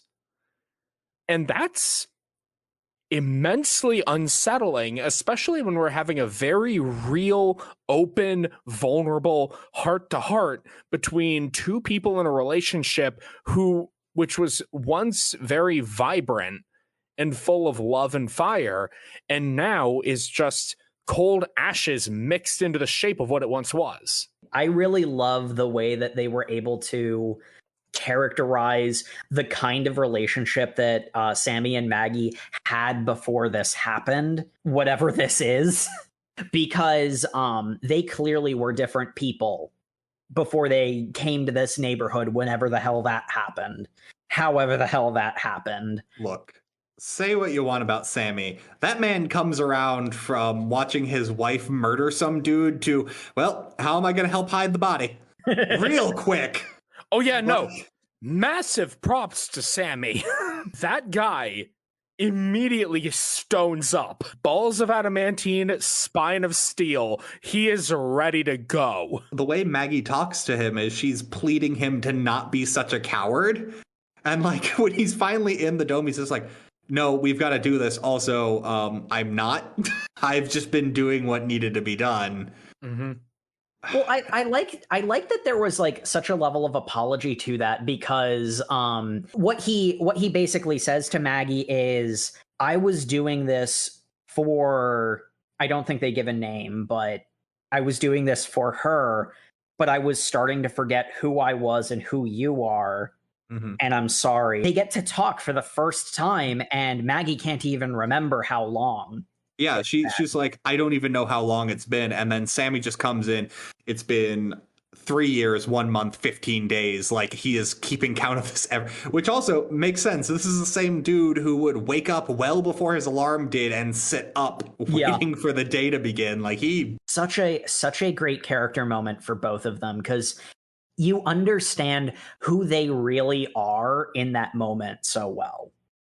Who they used to be. Anyway, they need a quick plan, and this next bit is going to be hard to sum, because it does a lot of the cliffhanger is they don't explain to you that they already knew what the plan was.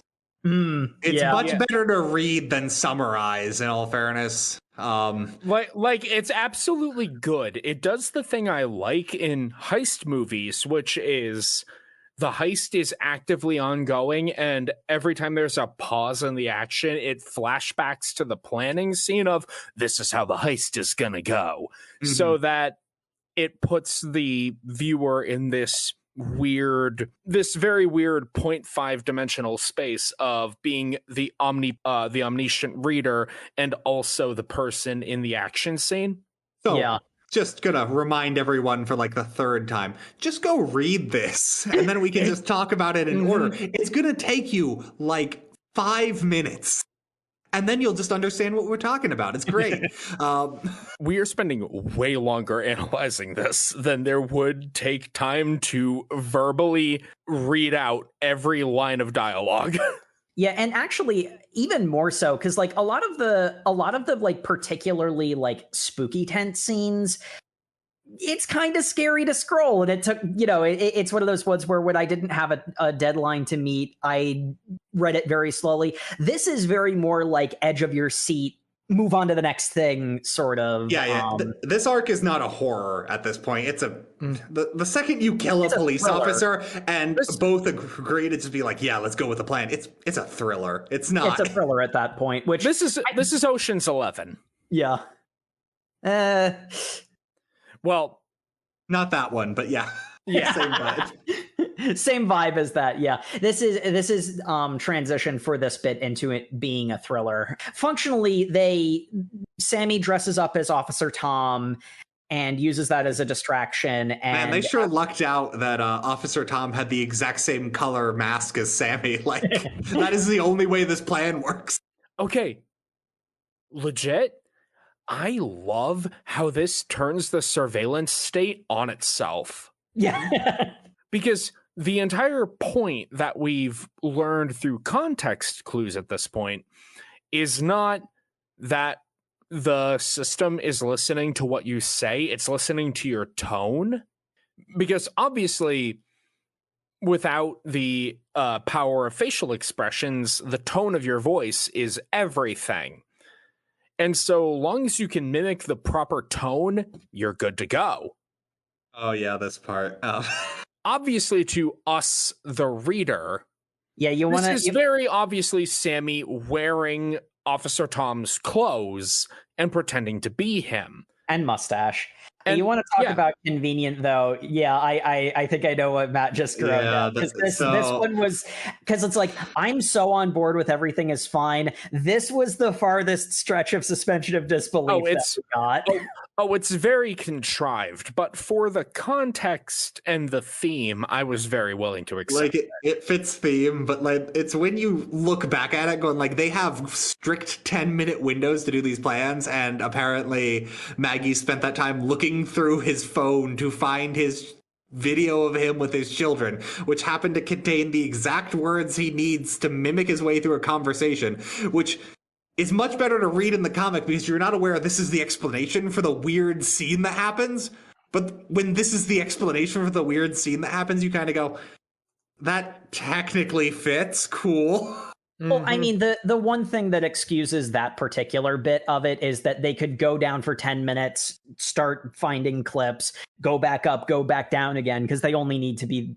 That is fair. There is a nebulous amount of time that passes. It's nebulous so that it can justify this contrivance, basically. It is less than 1 day, but anywhere within that is a wide range of... That's as far as the suspension of disbelief goes. You didn't break it. Everything is Sammy fine. Essentially memorizes some of the words Officer Tom said in the video of him with his children to speak with his accent, which will... Maggie at least says that's not going to be good enough to fool a person, but it will probably fool the microphones. I thought he had the phone and was playing recordings of his actual voice. You know, they cut up the actual recordings. Oh, was that? Oh, you know what? Sammy never spoke a word. I don't think that's true because the speech bubbles he says aren't. Well, maybe. The speech bubbles weren't like coming from his pocket or anything, and he may have been also saying things in addition to the recording. He definitely was saying things because Bob, give him the credit that's due to Bob. Bob's like, He realizes that something's wrong immediately. That was Sammy wearing the corpse of a police officer. But I know there's at least one insert shot of Sammy like hitting the play button on a recording. It's weird.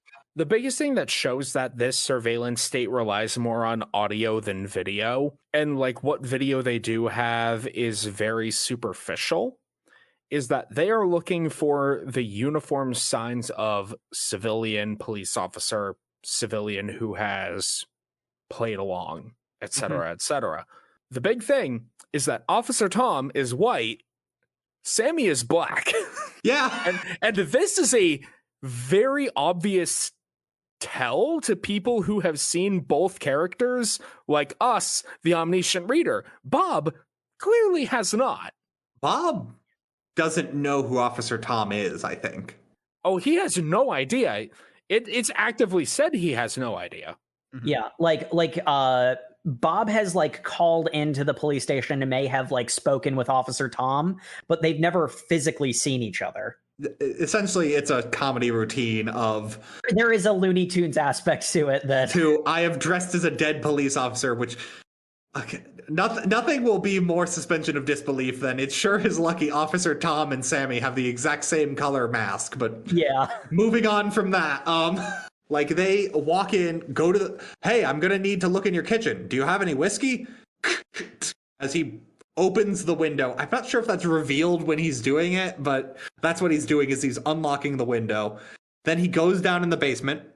He plants Officer Tom's GPS and the murder weapon, which is the hammer, and hides them like behind the fuse breaker or something. And then just goes like, well, my job here is done. And then he leaves out the back door. Yeah. And at which point Maggie shows up at the front door knocking, and, you know, Bob goes to answer it. Bob, have you seen Winston? Who's Winston? My dog, you know, Winston. You mean your dog who's dead? Oh, wait, I can't say that out loud. And like this non sequitur distracts him long enough for another sort of goofy moment of... Because he's not even distracted is the thing. He's just like, I have to talk to her because otherwise, like... the like be a good citizen protocol activates, but like you're clearly not looking for your dog. We both know he's dead. What are you doing here? But they can't have that conversation, so it's like, yeah, I am trapped here as like Sam said, it's using the surveillance state's own systems against it in a lot of ways. As and Sammy jumps over the fence and hits his head on the because it's hard to climb a fence with the big mask thing on. Well, specifically, it's hard to climb a fence with such a big head, which until I hear Mike's response to my Q&A, will be theory evidence point number 1. Yeah, it's weird. Well, I mean, I would also follow up with the fact that even if that statement in itself, I mean, I don't know how athletic Bob might have been, or not Bob, but Sammy might have been, but it's just kind of like, this would be something I would assume they would have adapted to. I don't know. I don't know if he's been jumping fences. That's why I preface this like how athletic they might have been. Because like the weird thing about it is that they call it a mask, and on top of that, they acknowledge that the head is disproportionately large, yet goo and blood and what looks like gray matter. How Officer Tom was killed? Everything. Sammy is actively like, what is that goo? What is this? Ah! The fact when Charlie clawed his eyes out, there was blood? Uh-huh. It's like, everything is fine. The fact that Maggie and Sammy just arrive back in their house and they're like, well, we did it. I think we skipped the part where before they enact this plan, they go and cuddle on their bed. But it's so sweet. It's a tender moment. That's very sweet. Moment. And they're like, yep, we did it. And then Maggie's just like, one more thing. I called the police. And he's like, why did you do that? Because we needed to undercut the sting from the last page, which was Bob immediately calling the police from this weird stuff and getting stopped mid. Or we need to not just avoid our neighbors being snitches. We need to do a preemptive strike against. Exactly. Because one of we the turn it things is, against them. through Officer Tom's phone via text, Bob has been annoying me, so please red status him. they don't say red status means something specific, so I don't remember what the phrasing is. But Put him on a blocklet. That's my other problem is Maggie uses the exact vocabulary she would need to use for this situation, which can be waved away, but Maggie in this specific like murder plot gets away with a lot.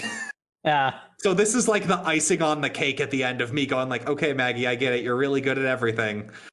And then it gets better, but like this murder plot is my suspension of disbelief was like a shoestring. Oh yeah, no, I'm yes. With how absurd this whole Looney Tunes situation is, but it gets very Looney Tunes in the worst way. Like they've set everything up.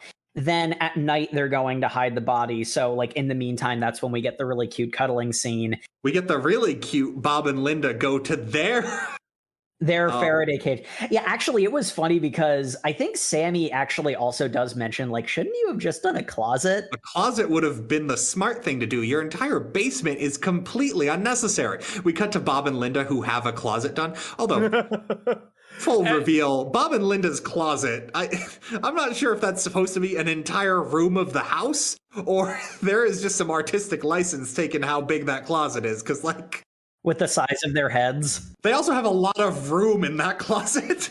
But no, my favorite part is that, like, Sam's like, maybe we could do a closet next time. And Maggie says, wow, I legitimately never thought of that because I only heard of that through talk about basements. And then immediately cut to the Millers with the closet. I love the Millers because like they're having the conversation where Bob is desperately trying to say, I think they murdered a police officer and trying to frame us for it, but he can't say those words while being a good citizen. So Linda's just like, let's go to the closet and talk about this. Or she's like, I need you to help me with something in the closet, and that's code word for they go into the closet. And then Linda just tears Bob apart. Oh, she's a bitch. She is, because Bob is 100% right about every theory he has. Because, I mean, to be fair, this plan is ridiculous and extremely contrived, and it is a miracle that it actually worked. So I think it actually is almost a bit of fourth wall self-awareness of Bob sees through literally all of this instantaneously. This was a terrible plan. It is the perfect storm of Bob has the wild imagination enough to theorize exactly what the Wilkersons, our protag family, is doing. And then everyone's reaction is, that's so stupid. Why would anyone ever attempt that? That's a terrible idea. Well, I kind of see it as like some kind of poetic justice, because I mean, that's also like what their MO is. They're trying to get one over them constantly. So I kind of interpret it as like, wow, isn't that wishful thinking? Like you're projecting a little bit there. Linda's arrogant and feels like she's the only one capable of coming up with sneaky plans. Like, yeah, no, the point is that Bob's theories are outlandish, but it's what our protags are doing and it's working. But Linda is also like, no, we need to play the game. Linda's also like, everyone but me is stupid. Oh yeah, she has so strong. And so it becomes this perfect storm where if Linda listened to Bob, they would actually be right and maybe could screw over our protags. But it's also like, we also don't know, I mean, we are alluded to this previously, but I mean, it's also like, has he had outlandish, postulations in the past? And it's just kind of like, not this again. Are you seriously thinking everyone's against us? This happened to be an instance where he was correct. But I mean... But was he actually calling in bad tips in the past? Yeah. He wasn't, though, because they called in that one tip, and then, like, Maggie saying, I'm tired of the bad intel from him, like... Well, that's the thing. We don't know. Yeah, but I mean... But that's also the thing. We don't know, like... We don't know, but I mean, my take is, like, it's a combination of both, is what I'm saying. Like, yes, he's right, but is he also the type of character who has these kind of grand ideas or schemes? And yeah, Linda's kind of an awful person, but I mean, like, is he the type who comes up with these ideas, is constantly pulling her aside and be like, this neighbor, I think they're doing this, and she's like, oh my gosh, are you doing this again, Bob? But that's kind of the thing, is like, in the narrative we're given, Bob is right both times we see him do it, and we don't see him do anything to the like of it at all otherwise. So from what we're reading, Bob is always right. It's largely Linda's reaction is the reason why it seeds that doubt. But like, also Linda's not portrayed as a like altogether person. So I'm not justifying her. I'm just saying, like, I could also see that being a reality where not only is he perceptive, but he also happens to be somebody who picks up and, like, from there kind of spins things. The only reason I'd be against that interpretation is because in the closet, we do get revealed that their plan to go to Lakeview was Linda's idea. And like, the thing about Lakeview is they are like, okay, they acknowledge some weird stuff is going on with the neighbors. Let's leave tomorrow morning. I know we weren't planning to leave until next week. And then Bob's like, what about if we leave tonight? And I'm like, good job, Bob. You would have survived the scene. But she's like, no, that would look suspicious. We're going to leave first thing tomorrow morning. Well, yeah, that's the whole thing. This is a moment of the Cloud Cuckoo Lander was right. Yep. Like, that's why I'm saying it makes sense that people wouldn't trust Bob. Like, despite the fact that he's right about all these things, everyone else's reaction to him is that he's done this before. Well, that's the thing. The only other reaction we get to him is his wife.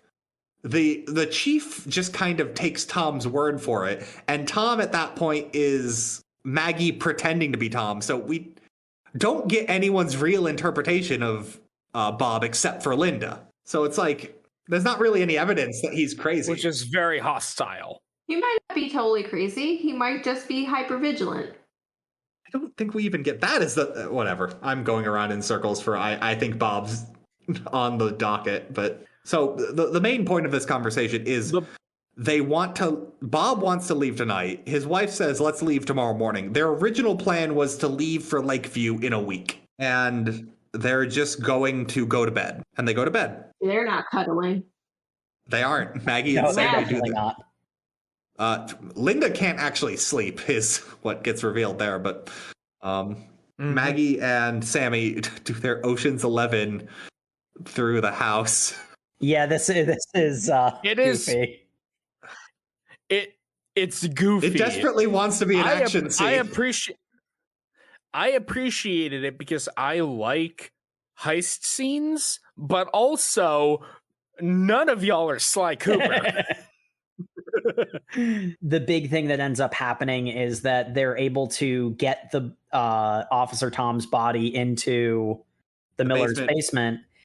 But because Linda comes downstairs to distract her, Maggie throws the hammer through a window so that they're able to get an opportunity to escape. And like, we don't get revealed what happened either until they've already made it back to the house, because that's another sting of a chapter is, what did you do? And she's like, you're not gonna like it. Not gonna like it. To be fair, it's pretty obvious what happened. Yeah, but like... I used the murder weapon as our distraction. But why would you do that? They're just gonna know. They can't prove anything. We've got all the cards. And I'm like, I get it, Maggie. Yes, forensics has completely broken down in this police state, which... And like, honestly, one of the strongest panels is when Charlie is sentenced. And it's like, Tom says, Charlie, you have been found guilty of blah, blah, blah. And it's like, this is just a police officer doing a search of a house. And he's able to say, the state has found you guilty. In all fairness, in Charlie's case, it was pretty obvious what he was doing. Like, I mean, you're right. You are right. But even so, even if we have open shut cases, we still try them, correct? Mm-hmm. No, exactly, Jay. And so it is such a disgusting overstep of police power for Tom to be able to do that. And that gives you a visceral and terrifying idea of what this world is like. And that actually does go back into the same situation of this is another case where the dead body is in their basement and they have the murder weapon. Are they going to check for fingerprints because the police will just red status you like that? Occam's razor. The most obvious and simple answer is most usually the correct. Which is exactly why they don't believe Bob when he summarizes the plot. Mm-hmm. This is exactly what happened. Hold on, you said you didn't know, Tom. No, my wife said that because she wanted to lie to you for some reason. I really don't know what's going on here. Complexity just confuses the situation, and a fascistic, domineering government doesn't like complexity and confusion. It is black and white. You are either with the state and right, or you are not with the state and wrong and need to be punished. That's what happens to Bob and Linda, because the police don't bother doing an investigation, which would absolutely reveal that the Wilkersons did this. Like, they left so much forensic evidence behind. Sammy and Maggie are in their day clothes in the middle of the night when their alibi was they had been sleeping and woken up by a noise. Apparently they changed into their story makes no sense. Oh, their alibis paper Yeah, if you thin. investigated it, you would be able to catch them, but the police don't do But that. the point is that they don't. And so Bob and Linda are red statused. But before the red statusing happens, Linda grabs a kitchen knife and is ready to go full Barbarossa on them. In one of my favorite scenes in this entire webcomic, because Linda's just standing there with a knife like, I was ready to do anything, and I meant anything. And now there's no going back. I'm taking as many people down as I can. At which point she's immediately tased. Unfortunately, she monologued for too long. Yeah. She did monologue for too long. Classic mistake. It's very intentionally funny where it's like she takes about half a step before she is instantaneously tased. We also skipped over the part that apparently Officer Tom's wife, Laura, is the reason the police are here. She called Officer Greg to go investigate where Tom had been. Because he was late coming home and hadn't called. This also coincided with Maggie separately calling the police, but sure, they got 2 calls, I guess. Bob and Linda are red statused, and we get to see what they see is the big thing. Yeah, this is where it's revealed what red statusing is. Yeah, because the camera zooms in on one of their eyes to the top of a building, which sees 2 young children, a boy and a girl, judging by their dress, holding hands and saying, Mom, Dad, we're sorry. It's not your fault. This has to happen, as they step off of the roof and fall an agonizingly long time to a very abrupt ending. With you can see Bob and Linda screaming on the outsides of the panels, it's... Yeah, and That part confused me a little bit because if that's supposed to be instantaneous. Yes, this honestly hurt. This hurt really bad to read. This was the other thing where I said everything is fine, built something up really hardcore, and it had better have something good to pay it off. And What I mean by that is just saying, it's really strange that the children were already in place as soon as they were red status. I think the point is that the children are hostages. Because everyone... I totally agree with that. I'm just saying it's 2 at the same time. In other words, you were it falls in line with you're not even tried. The fact that your judicial system is wonky because it's just as soon as you're accused or we're just going to check you out or anything, we already have the hostages at the ready, kind of thing. Yeah, and that's kind of very strange. It's strange, but that's the point. The police were coming to an investigation at their house. But that's what I mean, the fact that it happened at the same time. They already had them ready to go. They were just waiting for the okay. Yeah. I wholeheartedly believe that at any one moment, this demon government has children just lined up ready to go to be shoved to the edge of a rooftop. But like, that's the most fantastical way. The most realistic, in a sense, way is police officer A gets called to house X. So you take child A and child X and move them into the ready position, just to make sure that every party involved knows exactly what's at risk. Yeah. You're sending me chills, Sam. It is beyond monstrous. It is devilish. It's demoniac. Yeah, because there's the bit when we actually see some stats on Bob and Linda, which were strange. There's like the status button, you hit it, change to red status. So it's like that's the point where kids are on the edge of the cliff now, and yeah. Like when we get the little cell phone app for like switch them to red status, we get like a little description of them, and they're listed as 83 years old, 345 centimeters tall, and 395 pounds, which maybe that's just what they are, but like Charlie's was normal measurements. So I'm thinking, do they just add the stats of a married couple together? Like, are they 41 and 42? And those add together to 83, because that's totally how you met. And Charlie was a single father. Yeah, Charlie being single, because like one of the things I noticed is that I actually was more focused on the horror of what was happening. I actually didn't notice the ages until it was pointed out to me, and I went back and looked to see if Charlie had any weird numbers, and he's actually also a little older than you'd expect. He's 30 something, which he seemed younger than that to me. So, but like because of the hoodie. Yeah. Maybe. But the hoodie is the uniform of the 20-something. But yeah, the it being combined, actually, I hadn't thought of. That would explain the 83, because like they do not seem like they're 83.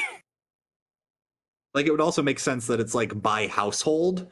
Yeah. And then that kind of ties into this whole thing that people are only valued as a couple, and that they're only definitely the only people they're keeping hostage are parents. Yeah, they are a unit. Which would also explain why Charlie quickly got disinterested with the system, because he was clearly never supposed to be a part of it. Like, yeah.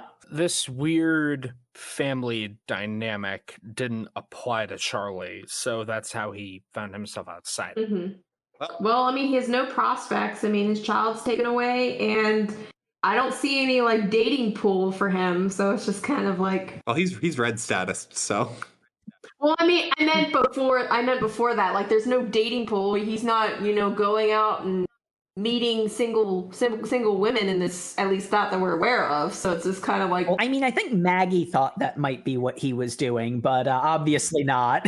Like, it's clearly not out of the ordinary for people to, like, what is ordinary in this situation is kind of weird, but like the way people behave about other things, not immediately popping up a red eye. Like, I'm assuming people date. This is one of those situations where the fantastical elements kind of fall apart the more you look at it. Well, I don't see it that way, because the thing for me is that like we are lacking so much information. True. Like, they've been there for 3+ years, but like, how did they get there? Specifically to me, it doesn't make sense, because we don't have enough information to put together this mad puzzle. Well, anyway, let's wrap up with what happens, because we're almost near the end here.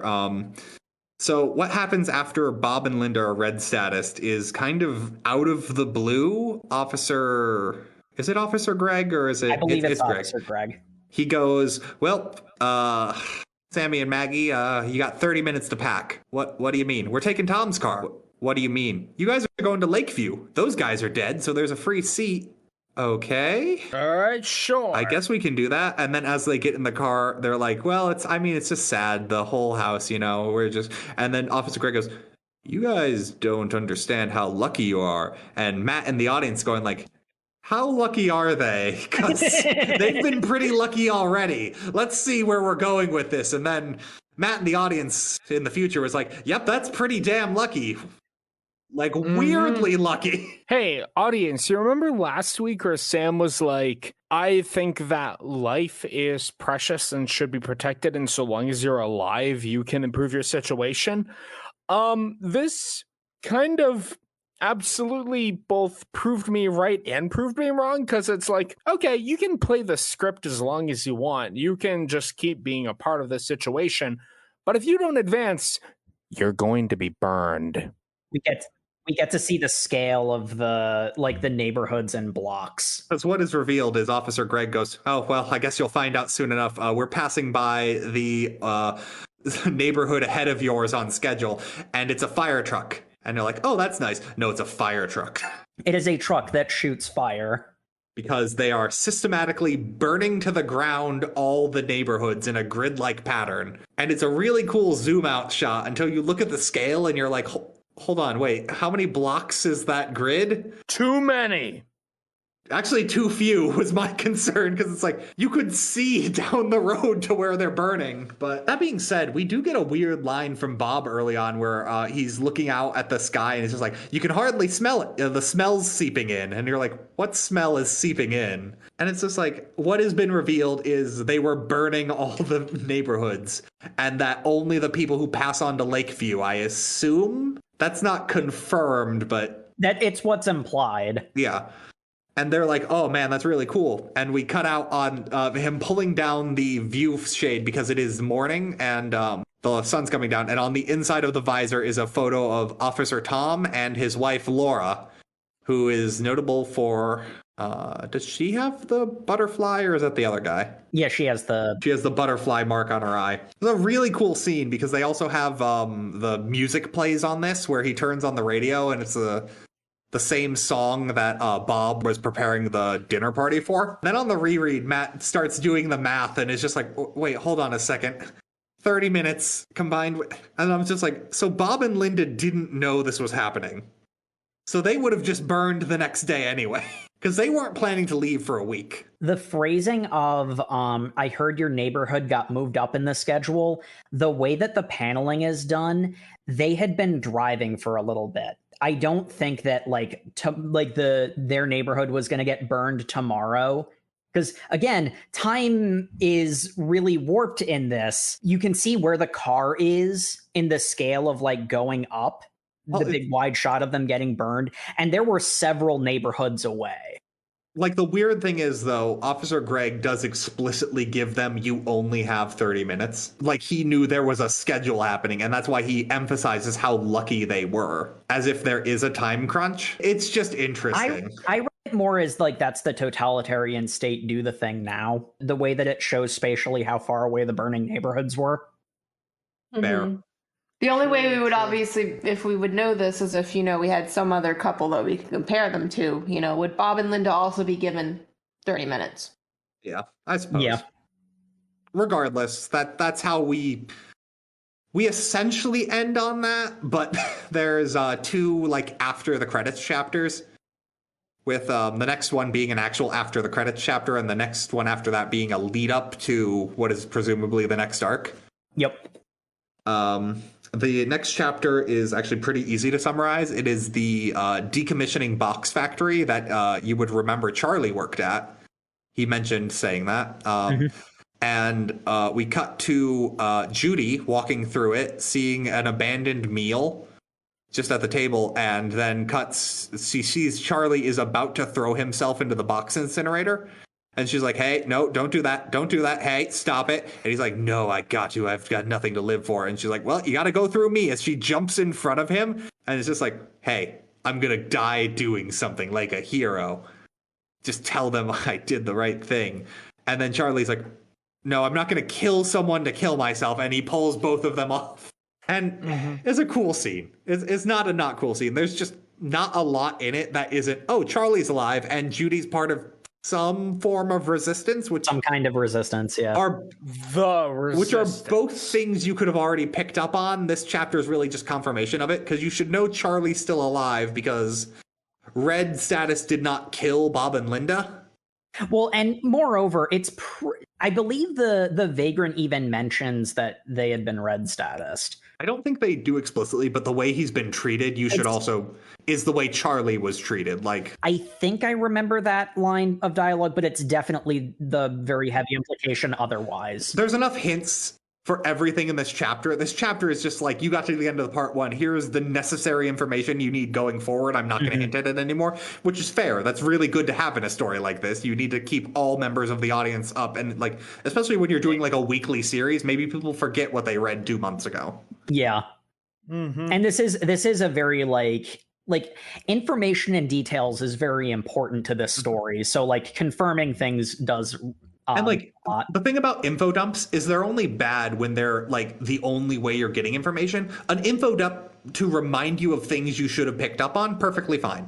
Yeah, because it confirms that you're not like paying attention to a detail that doesn't matter or something. Yeah. And anyway, then we get the final chapter, which is the lead into Lakeview. This is basically introducing the new cast. I will say one thing that I have to ask: how did the jogger dude know that Tom was dead, and also how Tom died? Exactly. It's almost like they called them on the way.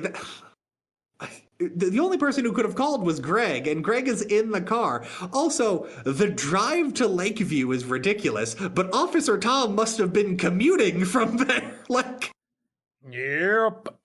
Yeah, it's weird. We get such a big zoom out. You're like, this must have been like half a day's drive. Also, the characters mention it was like half a day's drive. Tom is commuting this. Like, it's so weird. Sammy and Maggie say this is a very long time. They are in the middle of processing the various traumas they've been through. And like, Tom was meant to come home to Lakeview so it's not like he lived somewhere else. Like, but we're starting a new chapter, so maybe that will get explained in there, but like, oh man, but yeah. I assume so. I assume so, but there are a lot of weird questions that need some answers.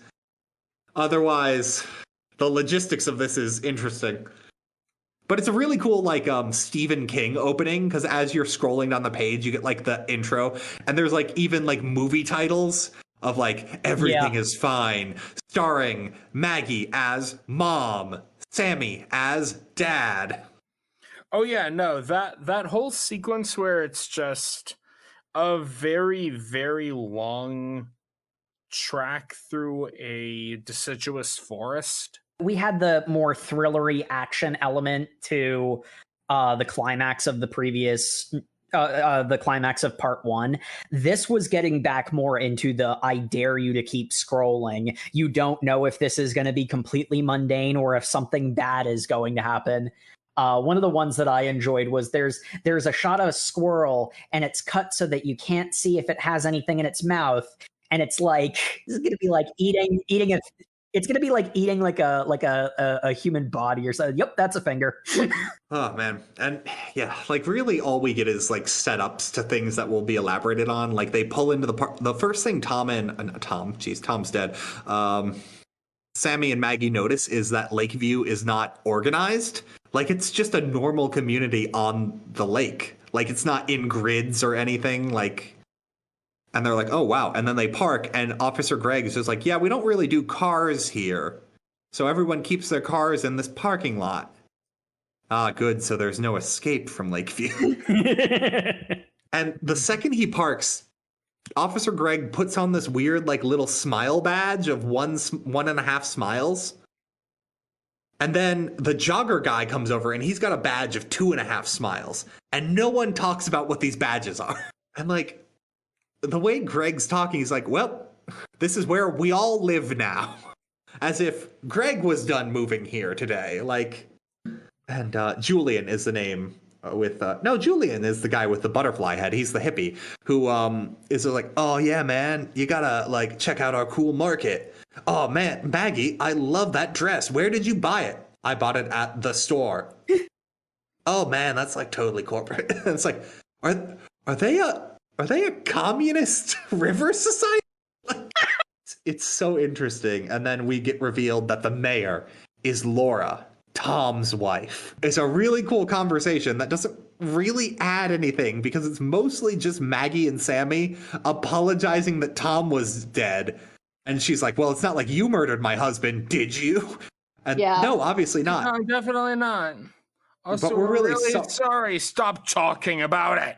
Could you please stop mentioning my murdered husband? Is also just a very reasonable thing. Like, I don't want to talk about my murdered husband who was murdered last night. Well, actually, yesterday. His body was discovered last night. The mindset of where this place puts you, because again, you can't see their face, you can't see their expression. How much does Laura know about what happened?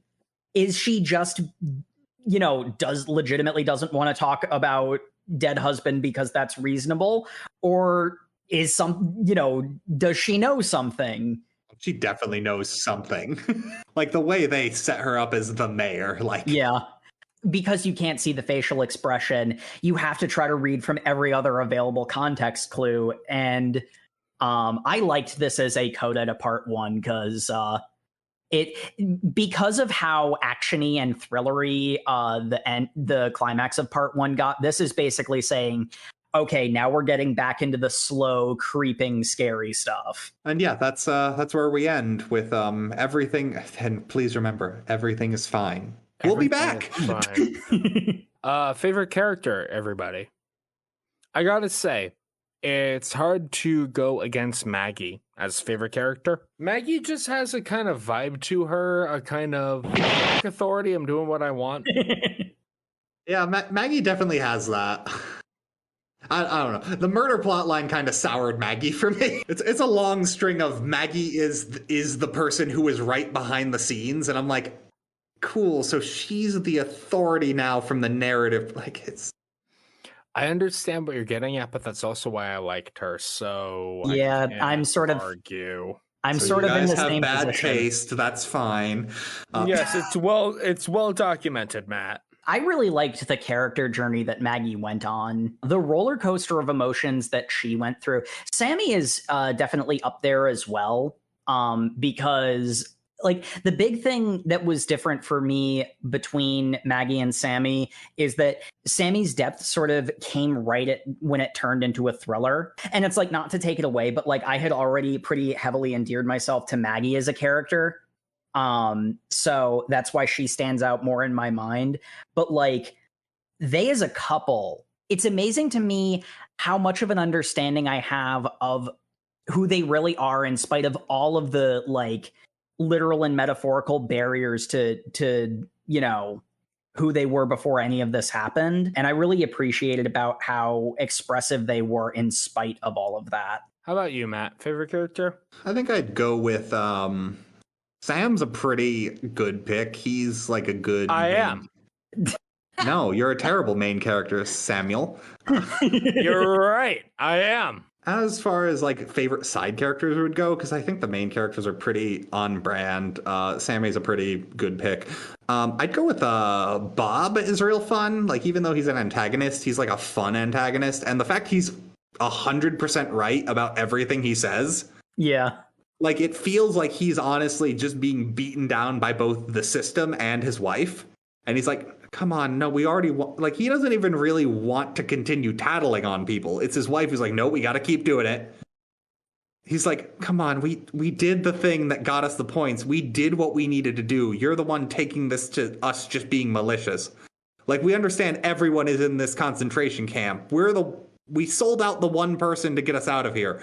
We don't need to sell out multiple people. That's just, like, I have respect for Bob in that way, because in the same way Maggie did what she needed to do, Bob also did what he needed to do. They're all doing what they need to do. It's only the fact that some of us are the main characters that they're like, these people are more justified in doing what it takes. But no, everyone is doing what they need to do. It's just some people luck out. Mm-hmm. Yeah, that main character privilege. Bob, in spite of being an antagonist, is, I would argue, not a villain and definitely pretty sympathetic. Also, Officer Tom's just doing his job too, is the thing. Like, yeah. He's such a jolly guy. And then we get like the heart-wrenching thing of he's got videos saved of him with his children, which I guess is a cop privilege. Like, or maybe it's a mayor. He's got some connections, I suppose. Yeah, But, that's true. His wife is the mayor. He's got a phone with videos of his children, which we imagine the other people don't have. So it's like, yeah, I don't know. Bob is probably going to be my pick. Jay, you got a favorite character? Yes, I do. I've already said it. I'm going to be consistent. It's Charlie. Charlie is a good pick. Yeah, he is. Charlie is a good pick. Anybody have some plot predictions going forward? Oh, yes. Okay, Jay, go ahead. You were very late on favorite character. Where do you think the plot's going? So, my theory is that I think there's some kind of post-apocalyptic thing going on where they're having to like ration the population, and that's why they've had to separate, like children and families. Or they're expecting like the children to be educated in such a way. Like, I understand they're like kept as hostages, but what product are the parents expected to produce in order to assure the society's continuation? Well, that's the thing. We get told what the men's jobs are, and they don't appear to be doing anything. They move a box from point A to point B, and then the box is incinerated. I don't believe it's a post-scarcity. It's a scarcity economy, because like they've got shops full of food and apparently enough to feed well, I guess not feed everyone, because they're explicitly told not to feed the vagrants, but like that's more a punishment thing. Yeah, they have enough food to feed everyone theoretically if it's not Soylent Green, but it's a punishment thing. The point is that hunger is a cruelty. Yes. Well, I could totally see a situation where it's like a post-apocalyptic situation happened and society recovered with this sort of situation, like this sort of arrangement, and they just haven't gotten rid of it now that the apocalypse is over or something like that. But who's at the center of it all? Like, is it a group? Is it one individual?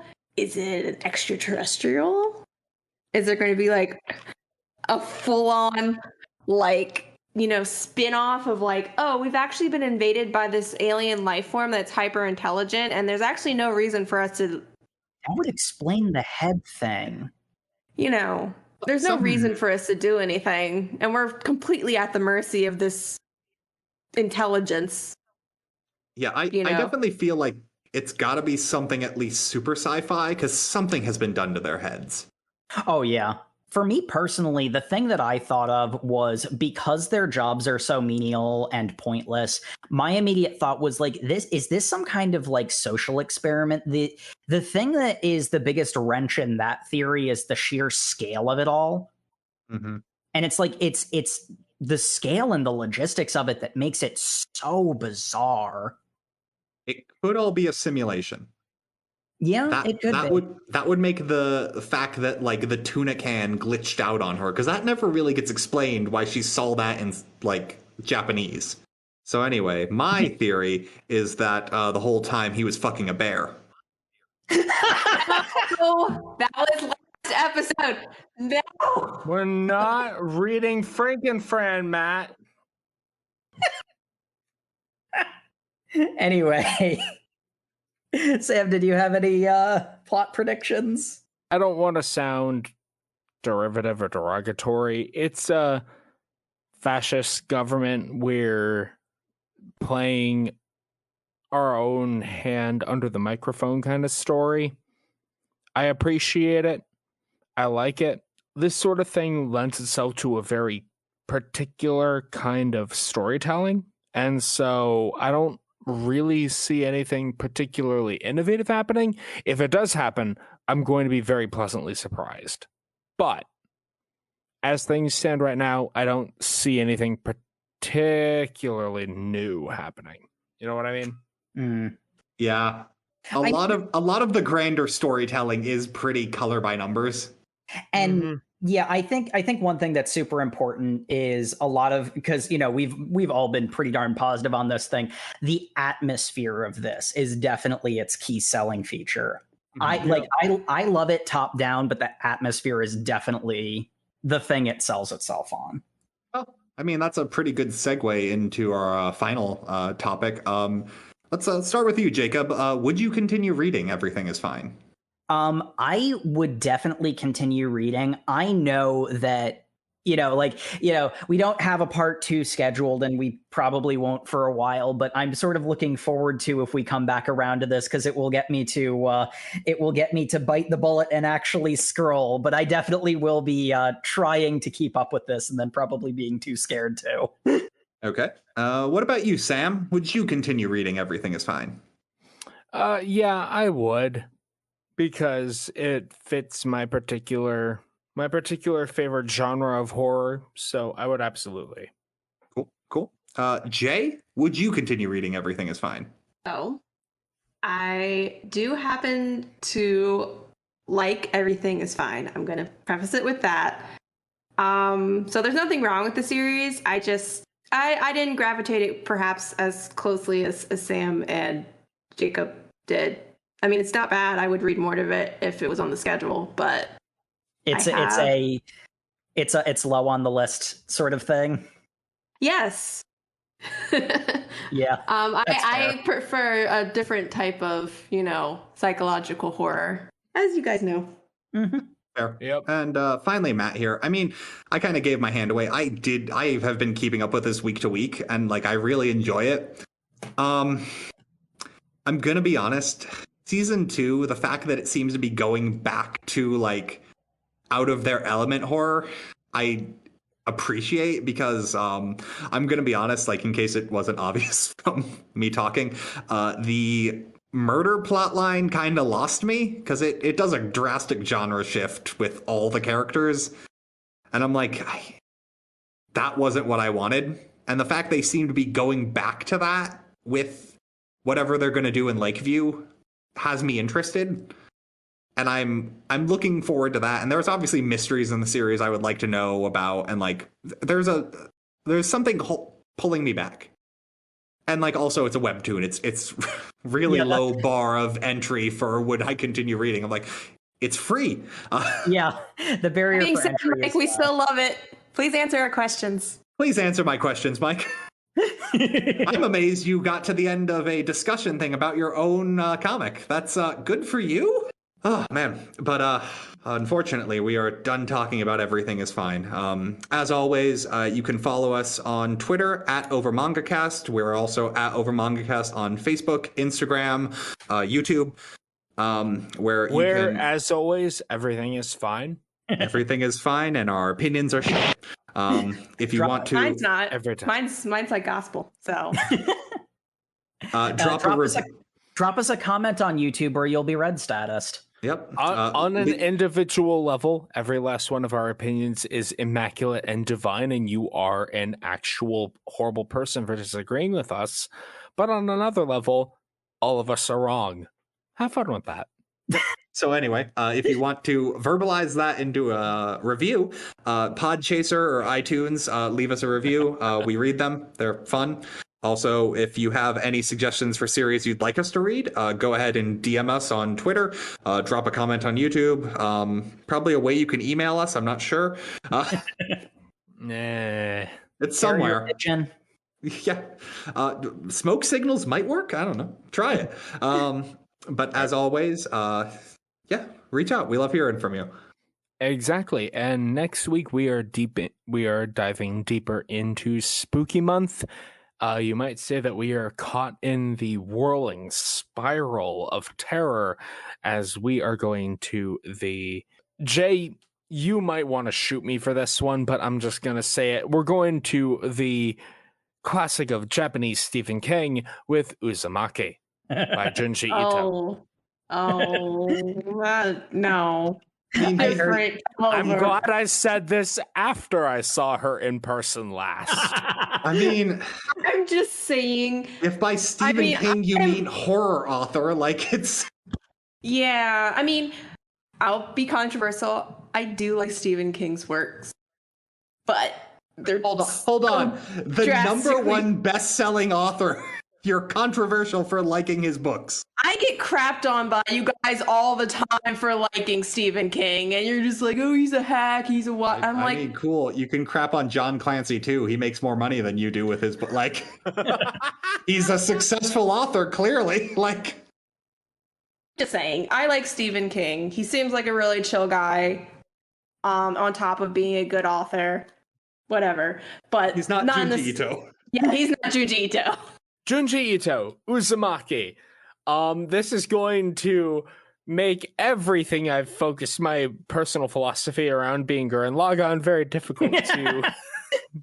Oh yeah, how'd you deal with I must hate the anti-spirals. Oh wait, maybe they had a point. I didn't, Matt, and we'll talk about that next week. Good night, everybody. Stare deeply into the spirals. Good night.